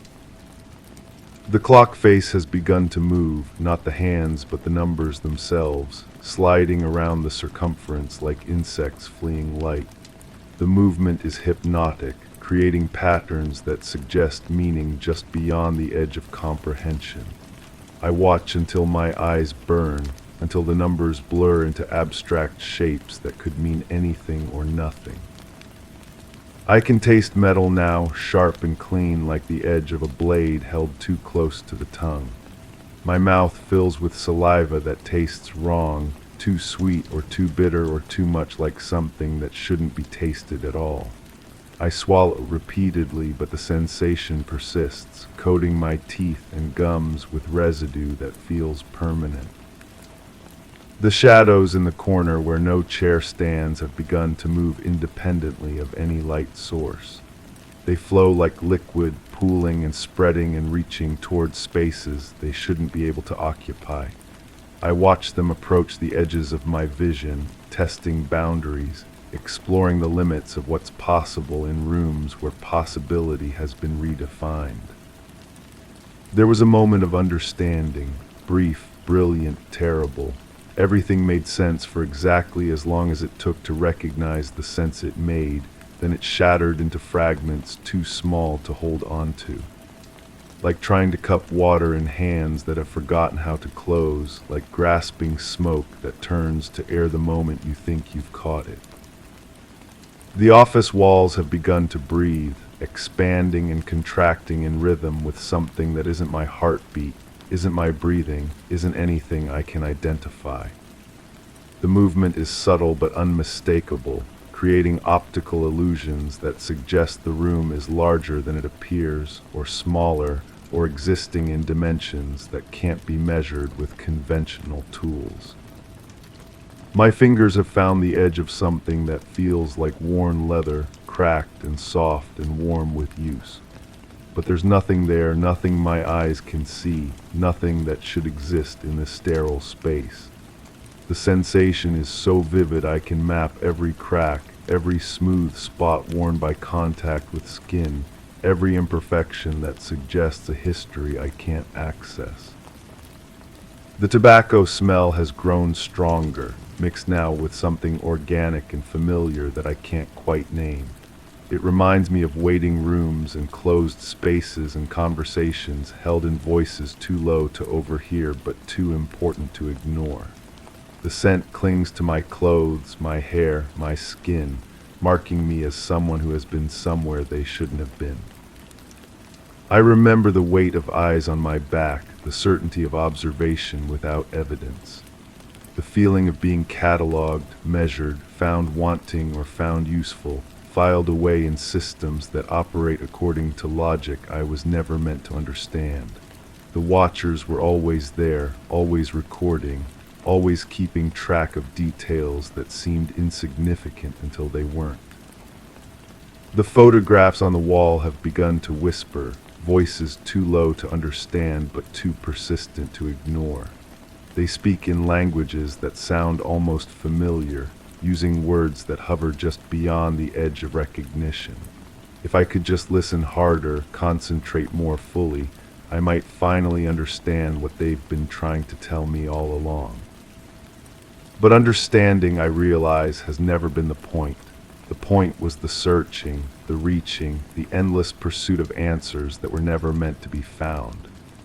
The leather under my fingertips grows warmer, more real, more present than anything else in this room that exists between truth and fiction, between memory and invention, between what was and what might have been. The sensation clings, inevitable and unyielding, pulling me deeper into spaces where certainty dissolves and only the feeling remains, worn and familiar and terrible in its persistence.